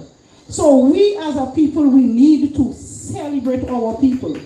When people do things well, you applaud them. If you see your brother selling bakes, you say, okay, I will make juice. You don't want to make bakes as well. Everybody cannot eat bakes, we're going to choke. So we need to applaud each other's successes. We need to celebrate our people. We don't do that enough. So as a Kalinago people, and I know I bring humor into this discussion, as a Kalinago people, we need to begin recognizing our greats. Because when I'm gone, I want my monument erected. So I'm saying that now, so that I will be appreciated, even if posthumously. But we need to be our brother's keeper. Thank you. Thank you very much, Rita, for wrapping up this session, this section of the panel here.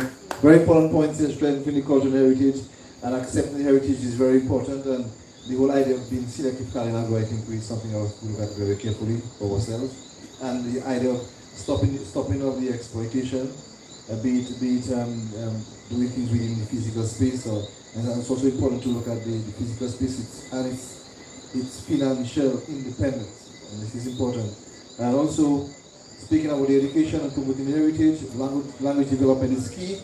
And like we have students going on to study politics, history, and medicine. It would be a good time in our history to have someone study linguistics to piece together the remnants of our language into something that we could use over time. And also the human connection, and how do we deal with the racism issues, and how can we break it up, and also to celebrate the great people who have lived in our space. Mahatma Gandhi, one of a very popular, very renowned agitator for peace and love and togetherness. He once said, the true measure of any society can be found in how it treats its most vulnerable members. I think that's important. So our white equivalent society can be measured as to how they treat us, the Kalinago people, as vulnerable people. And if they treat us bad, then it will tell the story of Dominica being a bad country, etc. So very, very important conversation so far. Ladies, I'm excited. We're wrapping up. We're doing well.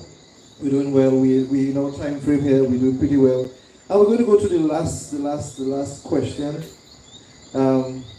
We are hoping to get from you some issues and some ideas and some of your suggestions as to how do we respect, how do we portray, the Kalinago story, the Kalinago history, the Kalinago heritage in all of the medias available to us, or the mediums, be it print, apps, games, booklets, etc.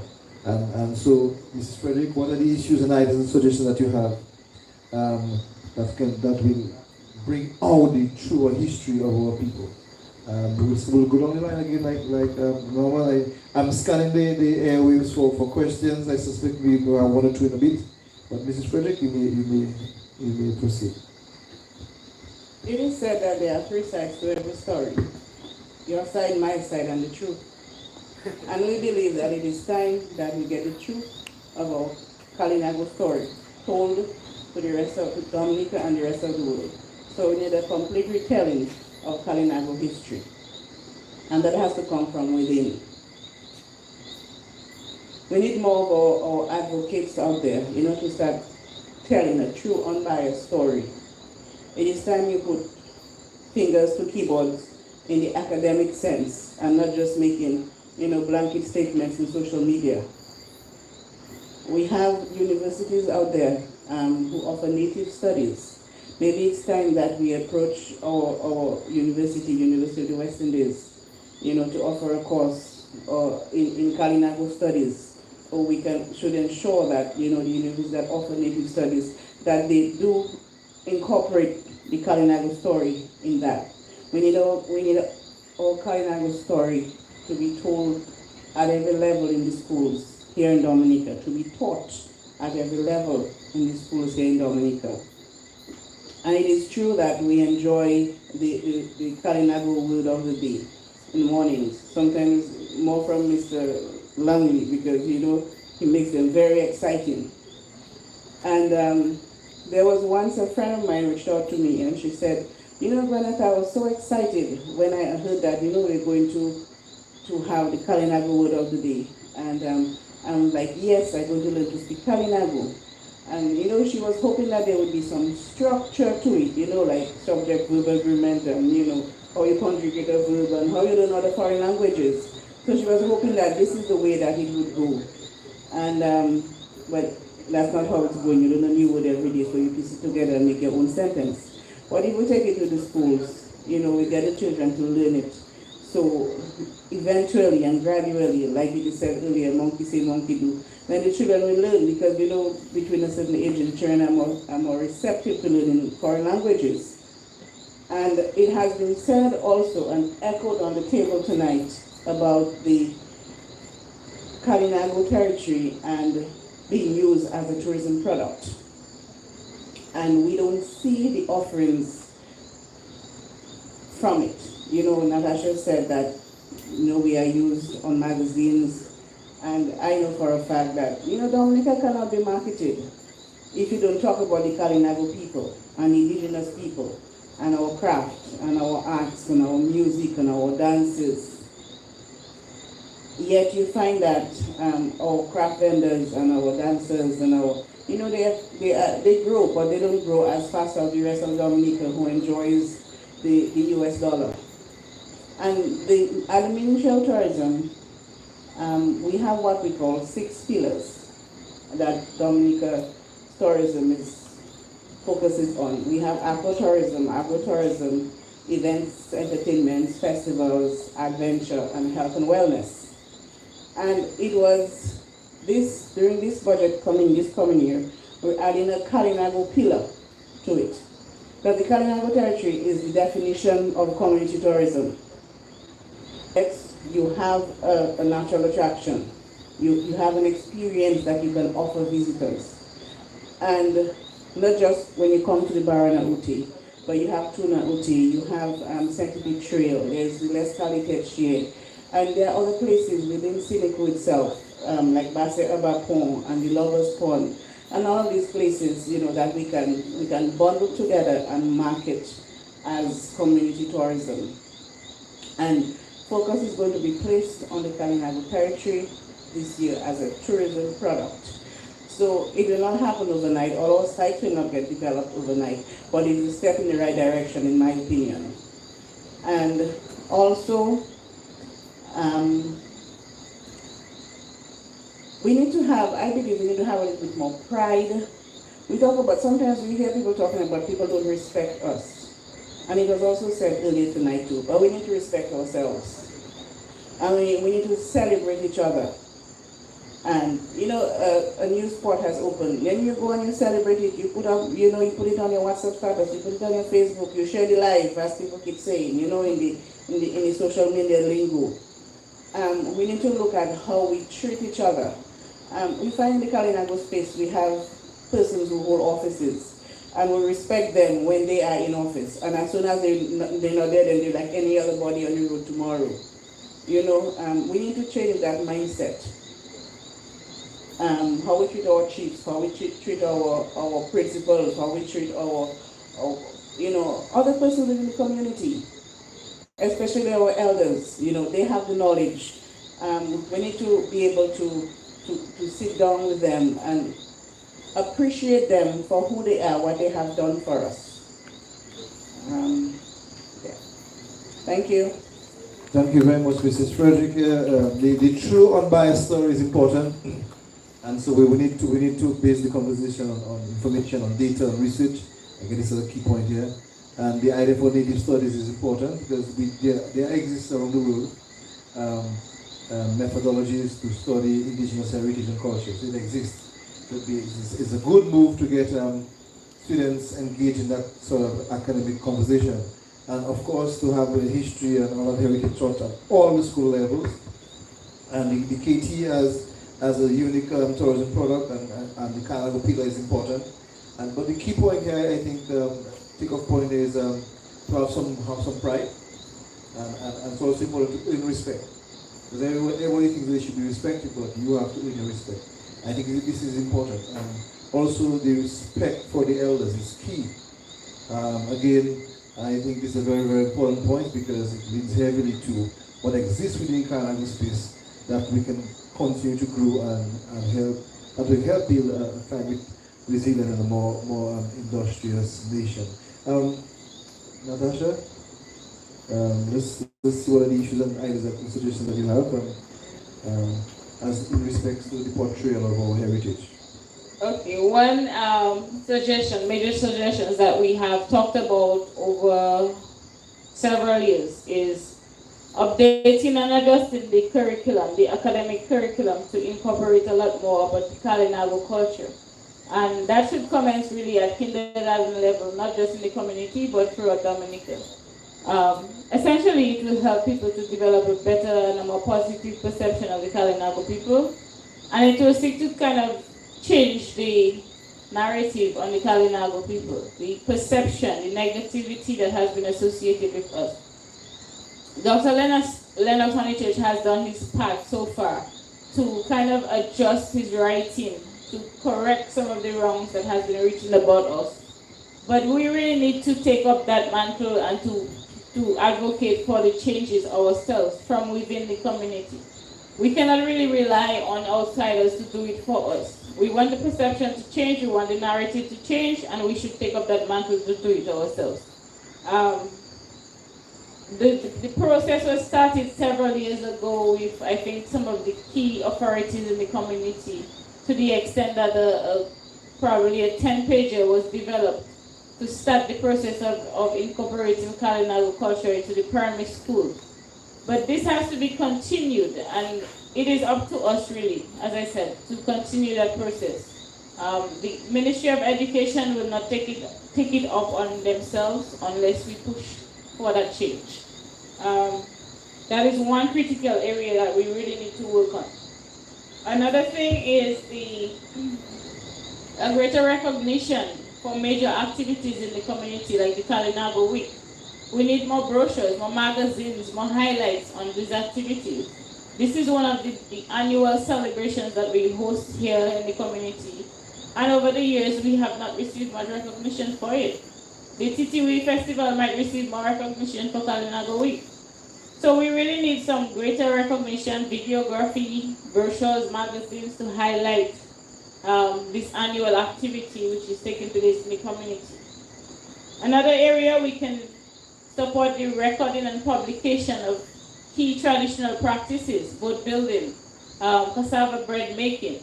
I mean, we want to protect it, to trademark our practices. We don't want anybody to copyright. But really, how is our younger generation going to adopt and learn about somebody who passed away and who perfected the art of boat building, and nobody else is continuing that practice? We need to record it, document it, so that we can share it with our younger generation, our upcoming generations. some time back we used to have these annual cultural camps where our young people attended camps for several weeks. They learned about the traditions. They practice it, and some of these were documented. We need to continue this, and we need to be able to document them as we go along. So these are the 3 points that I'd like to make. Thank you. Thank you, Natasha. Thank you so much. The updating of the curriculum is key, so we have to really have a grassroots movement to enact some change and to do our own stories, a key point here, and greater recognition for activities. So, in essence, we have to big up the PR on things in Kalinago. Kiss Club, big it up. All mediums, invest the monies in it. Record of the heritage, documentation is key, and that documentation we also have to include learning by doing. And so we can do that for our cultural camps and dealing with the elders. I'm excited about this. Mimi, let's roll. Let's add your piece here at this time. Listen to Natasha. I think she has given some perspective of the Kalinago culture alive. I see the Kalinago Festival, especially the Kalinago Week, should be highlighted, should be a national event, because it is of significance that we highlight those activities, the Kalinago Week and other celebrations. Because the Kalinago Week is a memory. It is it reminds us of the 1940 war that happened during the when the British was being occupied in Dominica. So so Kalinago Week should be highlighted, and it should be a national festival. Also, it should bring, to economic activities to our Kalinago people, especially those within basket, the cuisine, the Kalinago cuisine, and other aspects of our Kalinago. Also, in the education system, of course, it is very important that we do have our document, all our legend stories be documented, and of course the children in the school, that they know that they can be able to tell stories.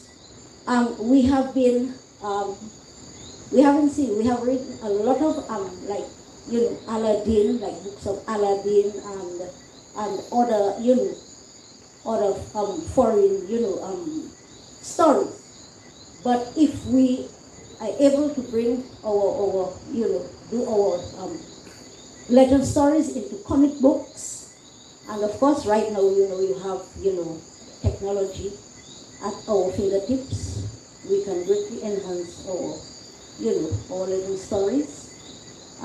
Of course, our traditional dances and songs, that too is very important. We have to document our traditional dances, our songs, our music for future generation.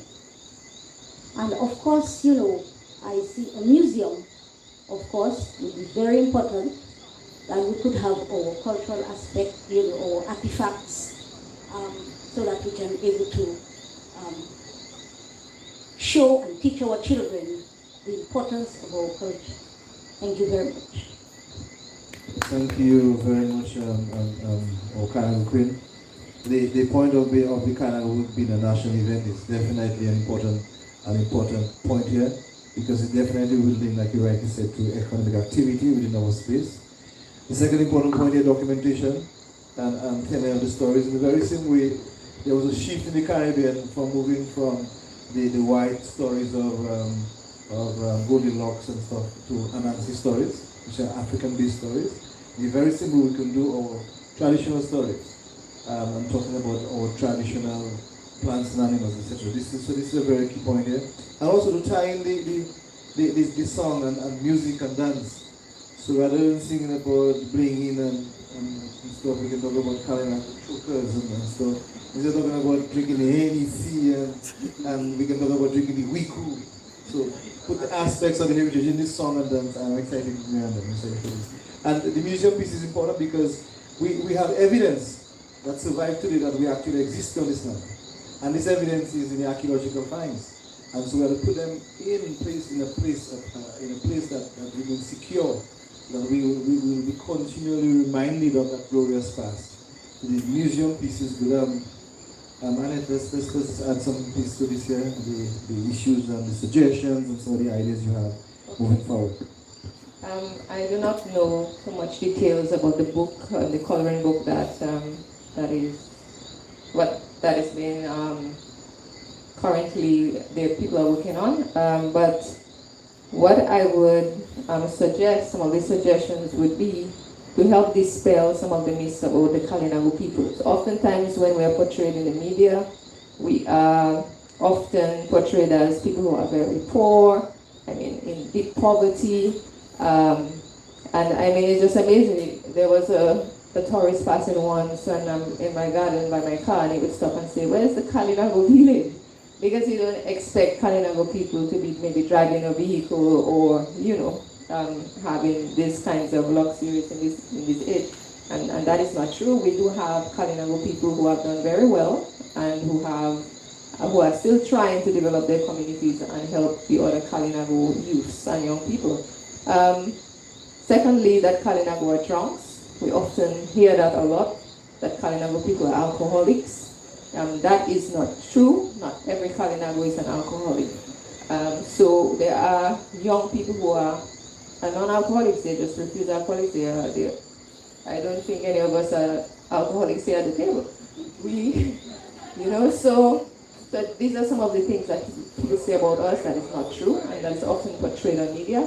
Of course, I think I heard the other panelists mention about cannibalism and all of that. So we need to dispel those myths in these books, or these coloring books. Also, to highlight our heroes. And sometimes when you think of heroes, we think of all the people in the past who perhaps stood up and the chiefs who stood up in the battle. But we have heroes here who have done very well. People like Miranda Langley, who is still fighting very hard to keep the culture alive. We have our minister, we have, Kalinago chiefs, and like Mr. Fossilos Frederick, who helped develop this place. These are the heroes that we need to appreciate, and they are current in the minds of our young people so they can better relate to them. So that would be one of the suggestions I have, to have as many of our current heroes portrayed in these books as well. Then our women often are portrayed as weak and as very soft, easy to please. Some people tend to say, they're like clothes pegs, you squeeze the head and the legs open. These are things that people say, and that is not true. We do have very respectable women who are very committed in their marriage and who take care of the children. So these are some of the myths that we have to dispel about indigenous women. And as you can see here, we have a good panel of women. We have young people like Alicia and many other young women in the Kalinago territory who are very respectful and they are doing well. So this I would really like you all to work on. And of course the documentation I spoke about, it's very, very, very important. Oftentimes you have a lot of people come to the Kalinago territory, do research, and they leave. And we do not get the results of the research. We don't know what happened to them. Even currently we have the Smithsonian Museum. I do not know if the Kalinago territory benefits from the Smithsonian Museum. Maybe not. But if you go to that museum, you will see a lot of our videos, a lot of our stories or books or pictures, and then we don't really get anything from it. So again, we speak on intellectual property rights. How is it that we as a community can gain from these documentations and these publications that are put out? So that would be one of my issues. How is it that the Kalinago community, how is it that we're going to benefit from the publications and, pass this knowledge on to the younger people? So that's my contribution.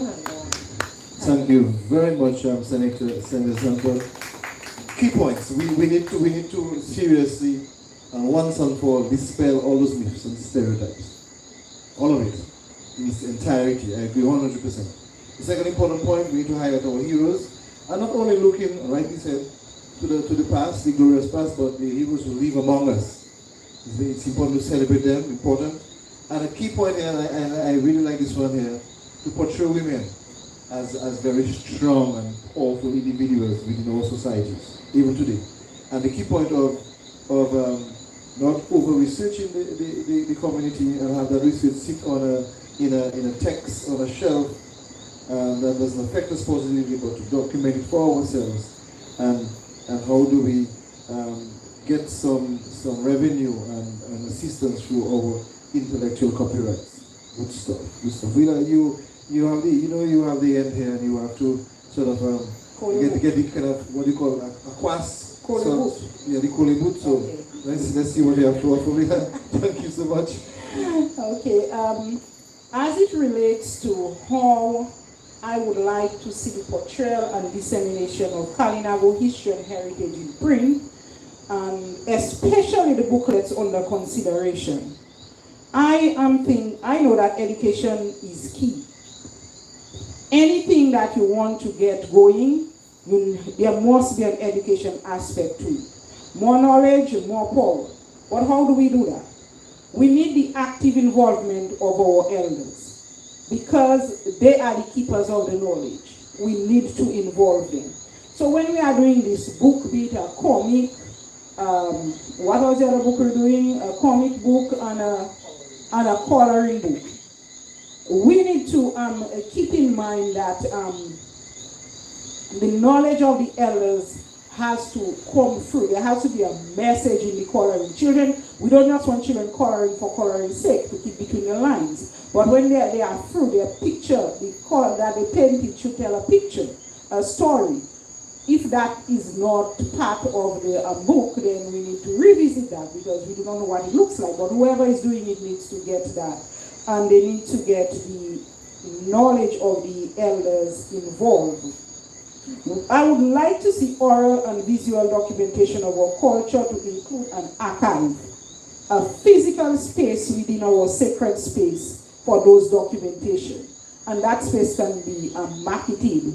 We have tourists come, they pay a fee to visit the archives, and people might be saying everything Willa says is an economic thing, but no money, no love, no resilience. There's no two ways about it. So we have to see the economics in it. Yes, we are doing something that is culturally motivated. We are preserving our culture, but at the same time, we are getting a livelihood out of it. We need a more visible and audible presence in the media through Kalinago-oriented programs. So we need to see those little video clips between the news on GIS, on the digital news. We need to have those little videos running that highlights the Kalinago territory. Prime advertisement on DBS. Emonews needs to on and off put in a little clipping about the Kalinago territory. We see all this wonderful footage from all the people running the drones. Get together, let us harness all these people, let them come together and remember these people, the rest of Dominica, they owe us, the Kalinago people, something. We are not saying that we have a dependency, but as the rightful keepers of this country, we fought, we defended our shores, we kept this country resilient. These quote-unquote Miranda, I don't want to pick on you tonight, but sometimes the neg and the neggers out there, they have to come together, and give something back to the choir. So maybe we need to get people like, who are the persons running these programs? These 360 people, AMO, Chad Ambo, who else is out there putting all this wonderful footage on social media? We need to come together and market the Kalinago territory. You need to go and visit both. You need to go and visit Lescaleteche. You need to go to the memorial site. You need to go to Basset Diab. You need to go to all these places and put together a comprehensive video that highlights the positive and the beautiful things of the Kalinago territory, and get the storytelling aspect into it. Sit with the elders and hear their story, sit with a basket maker and understand the story that goes into a basket. Because sometimes we buy a craft product and we say, oh, I'm just going to buy a ponye kwaib. It is not just a ponye kwaib, you know, because there is a story. That basket has a life of its own, and every craft item that you purchase from the Kalinago territory has a history. From the time the llama was planted, when it was harvested, the cleaning, the effort. This mother is sitting here breastfeeding her baby at the same time cleaning a llama, weaving a basket, and the love and the pride that goes into the product adds value to the product. So you need to sit with these people and understand how our craft, how our storytelling, our folklore is important, how it identifies us as a people. So we need to get these people to come on board and give us a presence in the media, visual and audio. The development of our own radio station, which is under discussion and planning, will be a big boost for disseminating information about the Kalinago territory and our heritage and culture. And who knows, pretty soon we may have our own internet television or something. So that is the way I think we should go. And at the National Kalinago Day, we definitely need our own holiday. Sometimes in local parlance we say that we have a society that like to see war. And maybe yes, it is see war. But it is a day when we can just say thank God for everything that we are, that we have. Thank the Great Spirit for guiding us through the years, for preserving our culture, our everything. So we need a national holiday when the rest of Dominica can come here and appreciate our culture, our cuisine, and just leave their money in the Kalinago territory and say, just have all that's in my wallet. You know, that sort of thing. So that it can empower our people. And we no longer will be on the indigent list. So people can now begin doing for themselves. So a National Kalinago Day is definitely needed. And I'm happy that the chief is here. I hope you are taking note. So I just want to wrap up by saying that dances, traditions, legends, and beliefs have been kept alive by our elders who pass on these traditions through storytelling. So the language, again, is important. We cannot underemphasize that. Our skills in boat making and what all the other ladies have said, we need to keep those traditions alive. We need to get workshops going. We need to start nurturing the trees that UNDP are planting so that in the next 15, 20 years, we can have some serious wafu here to go out and fish and sustain our livelihood. So, thank you so much for having me. Thank you so much, Mila. Briefly, she thinks that we have to have a lot of elders' involvement, and that's key. And a physical archive is important. It is very, very important. It's something that we don't take very seriously in islands in the Caribbean, but we have to do this for sure.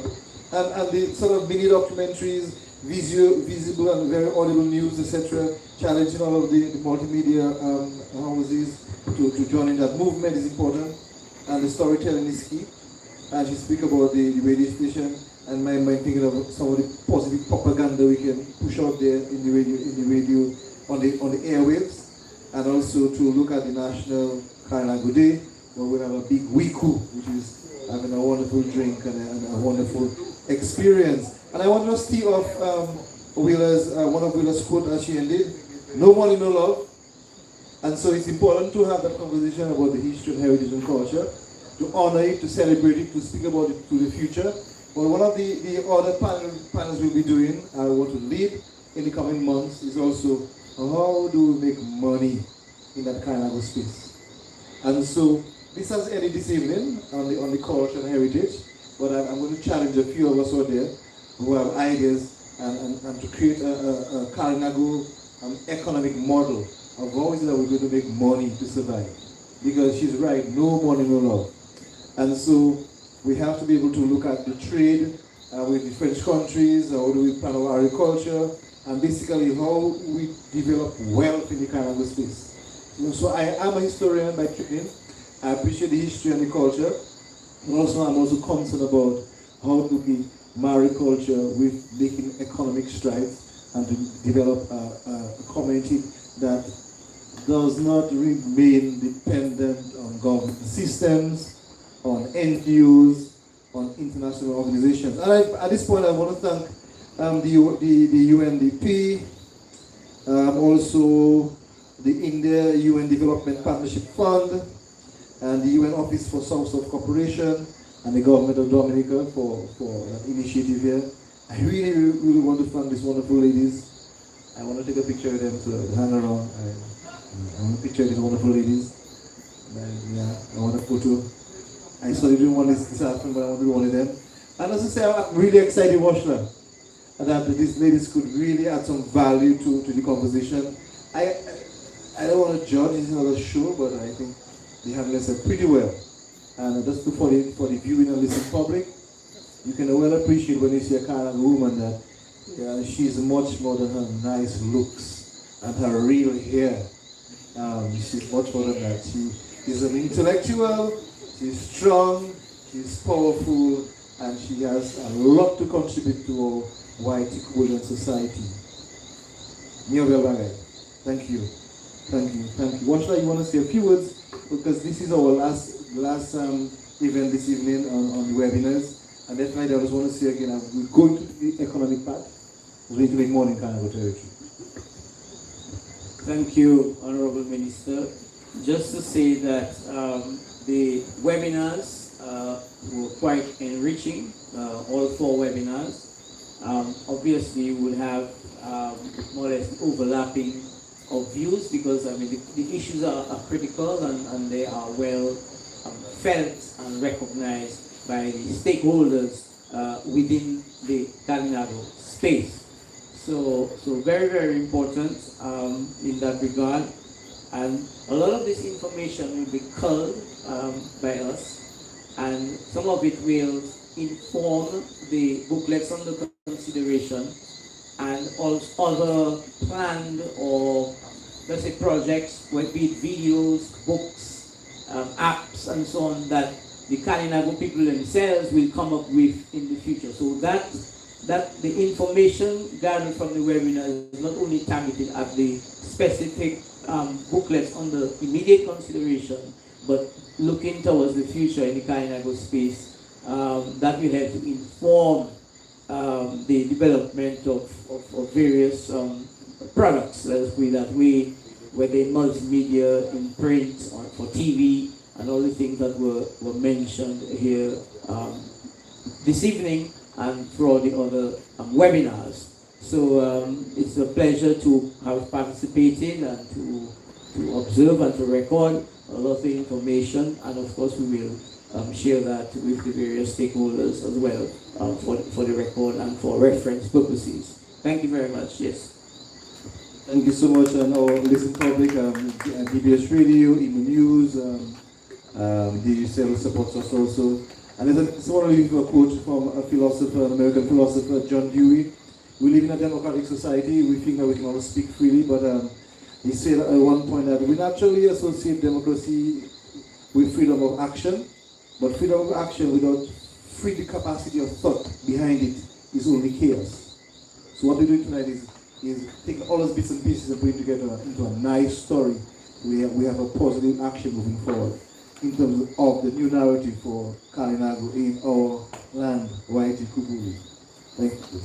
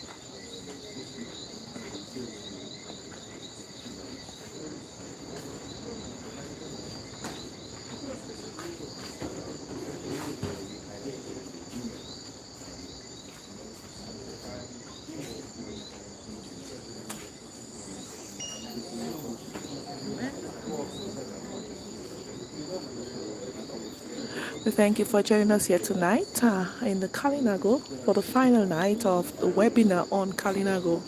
The theme for strengthening sustainable livelihood and resilience on the Kalinago territory. We thank the panelists for such a wonderful job, and we want to thank the UNDP and all the sponsors here for having Emonews on the Kalinago tonight. Once again, thank you all for tuning in and have yourselves a good night.